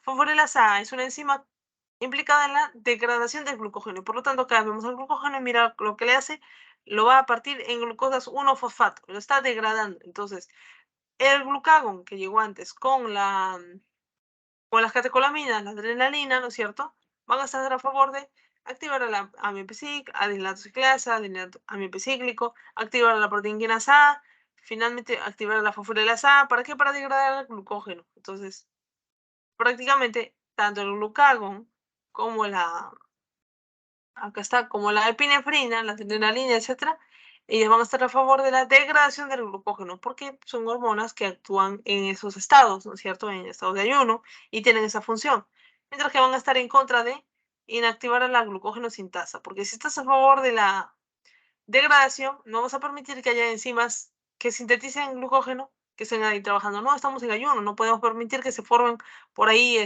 yo qué sé, pequeñas alcancías de glucosas, ¿no? Generando glucógenos, no. Estamos en problemas de glucosa, ¿no es cierto? Nos falta glucosa, nos falta energía, entonces todos los pequeños ahorros que tengamos de glucógeno se tienen que romper, se tienen que usar. Entonces, ahí funciona este glucagón degradando glucógeno, ¿ya? Muy bien, eso, ¿no? Y por lo tanto, acá la insulina es todo lo contrario, ¿no? Como está inactivado esta proteína quinasa A, esto básicamente no está, no existe nada de esto. ¿Qué es lo único que existe? Que de manera automática está activada la glucógeno sintasa. La glucógeno sintasa, que está a favor de la síntesis del glucógeno, solo se desactiva cuando esta proteína quinasa la desactiva, ¿no es cierto? ¿Y cuando se activa ella? Cuando ya sabemos llega el glucagón o llega la epinefrina, ¿no? Ya. ¿No es cierto? Y ahí está, ¿no es cierto? También los objetivos, ¿no es cierto? ¿Para qué sirve esto, no? ¿En qué tiempo se da? Preprandial o en ayuno, y el otro postprandial, es decir, luego de comer, ¿no? El objetivo es usar las glucosas porque estamos en ayuno, y también, obviamente, bueno, pues eso, usarlas ¿ya? Mientras que acá es guardar la glucosa porque acabamos de comer, ¿ya? Es decir, guardarlas en forma de glucógeno. Bien, eso es similar, solo que es en el músculo y ahí se usa ¿qué cosa? Epinefrina como el primer mensajero, ¿no? Lo vemos un poco y bueno, pues ahí está, ¿no? Algunas de las cositas. Ya, con respecto a la gluconeogénesis, ¿no? Acá lo que podemos hacer, ¿no? Básicamente sería la síntesis de la glucosa a partir de otros compuestos, ¿no es cierto?, que sean diferentes a los carbohidratos, ¿ya? Acá tenemos los lugares principales al hígado y al músculo, ¿no es cierto? Y los precursores siempre, y es muy importante, voy a poner una estrellita ahorita, ¿ya? Es necesario que acuerden, los precursores son la este aminoácido, los aminoácidos, puede ser la alanina, pero también puede ser el lactato y el glicerol, ¿ya?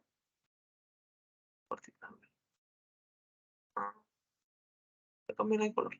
Ya, entonces, ahora sí. Entonces ahí está. ¿Qué más? Van a participar obviamente algunas enzimas que tienen que ver con la glucólisis, ¿no es cierto? ¿Cuándo se da esto? Posabsortiva, ¿no es cierto? Ya cuando estamos en ayuno, ahí es donde se intensifica más, ¿ya? ¿Por qué? Porque ya se nos acabaron las reservas de glucógeno, entonces hay que ingeniárnoslas, hacer magia, ya esa magia de manera bioquímica, ya hacer magia para convertir de proteína a glucosa, de lípido a glucosa, ¿no es cierto? Porque ya no nos quedan glucógeno del cual partir, ¿ya? Y todo ello, ¿de dónde viene? Viene del tejido adiposo, viene del tejido muscular, ellos aportan su glicerol, aportan su aminoácido lactato, ¿y qué es lo que genera? ¿O a dónde va? El hígado, porque el hígado es el ente regulador de la glucemia, y aparte es en general el laboratorio, ¿ya? De todo nuestro cuerpo, ¿ya? Un laboratorio bioquímico, ¿ya? Y él se va a encargar de esto. Muy bien, entonces acá tenemos esto, ¿no es cierto? Esta gluconeogénesis empieza con esta glucosa, ¿no es cierto? Con eh, seguimiento del piruvato, ¿no? Todo lo que ya conocemos ya, esto es como para saber en dónde estamos, ¿no es cierto? Esto es la glucólisis, ¿no? En camino a ser lo que vendría a ser la reproducción celular, etcétera. Ahí es donde también se mete la alanina y el lactato, porque lo van a apoyar, van a convertirse en piruvato, ya el lactato y alanina. Mientras que el glicerol, ¿no es cierto?, que venía aparte de los lípidos, él va a llegar, ¿no es cierto?, pero va a ir directamente a convertirse en glucosa, ¿ya?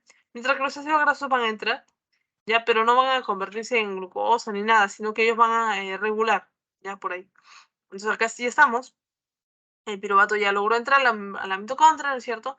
Y se va a evitar este paso. Este paso está formado por la enzima piruvato deshidrogenasa. ¿Y por qué no queremos seguir por ahí? Porque si seguimos por acá vamos a llegar a piruvato deshidrogenasa. De ahí que sigue ciclo de Krebs, etc. Y no estamos en tiempo para eso, ¿no es cierto? No estamos en tiempo para tonterías por decir de respiración celular. Lo que queremos es que el hígado, ¿no es cierto?, que es el responsable de la glucemia, pueda ver que hay problemas a nivel sistémico, ¿no es cierto?, y diga, no, tengo que producir glucosas, ¿no es cierto?, bastantes glucosas para todo mi organismo, ¿no? Entonces ahí viene y esto obviamente está inhibido, este paso, y por lo tanto se convierte en acetil-CoA, oxalacetato, ya el agua, y forma aspartato, malato, y estos vuelven a salir, es decir, entraron solo por un ratito en la mitocondria, vuelven a salir.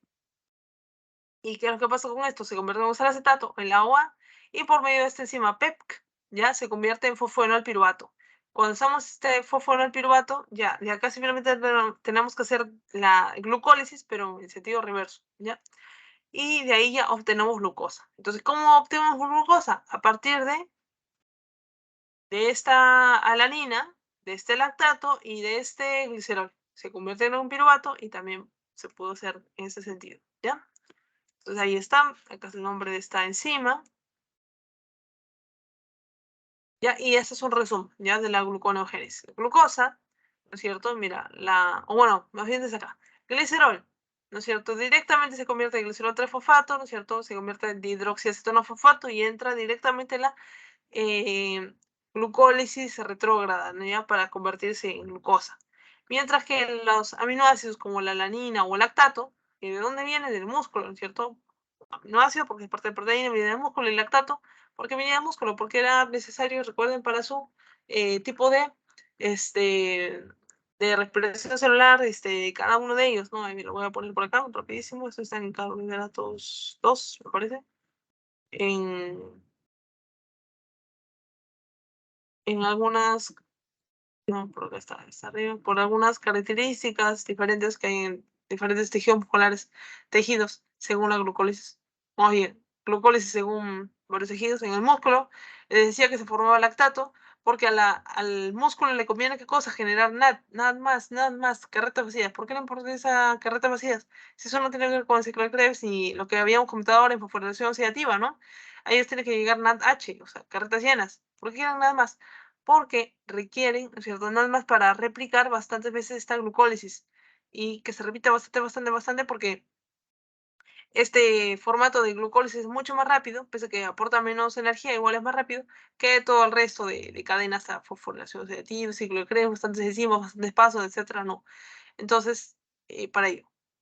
Entonces, el lactato es como una molécula que no le sirve, ¿no? Y lo bota a la sangre. ¿Y a dónde va a llegar? Al hígado. Mira cómo llega el lactato, llega al hígado, entra como piruvato y esto ya es como tal gluconeogénesis, ¿no? Obviamente tendría que terminar en glucosa para que sea gluconeogénesis. Ya, entonces ya saben eso. Y ahí está, ¿no es cierto? El aminoácido lactato, ¿de dónde venía? Del tejido muscular, ¿no es cierto?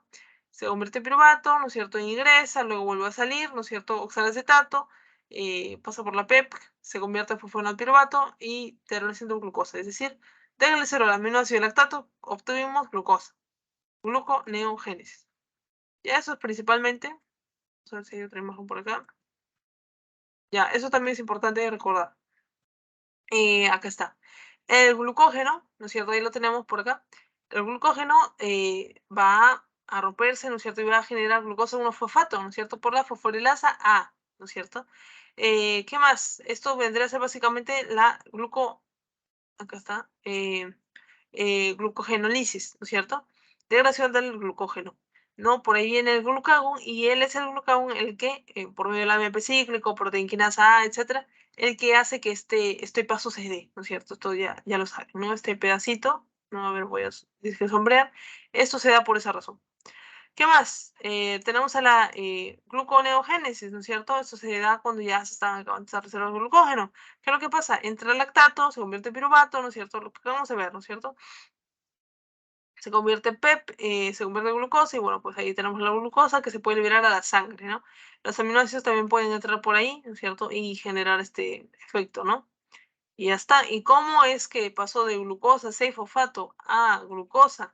¿No es cierto? Porque el hígado tiene esta enzima, la glucosa 6-fosfatasa, ¿no es cierto? Y eso hace que se pueda generar o se pueda liberar de este fosfato en el grupo 6, ¿no es cierto? Y en el carbono 6 y listo.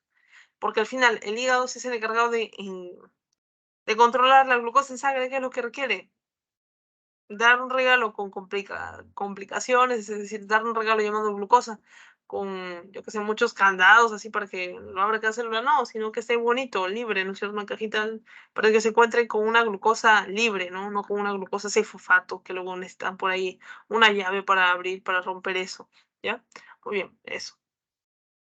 Y bueno, pues la gluconeogénesis también, ¿no es cierto?, se da en el riñón, pero también en el intestino, como por aquí también estaba una de las diapositivas, ya en el intestino también se puede dar, ¿ya?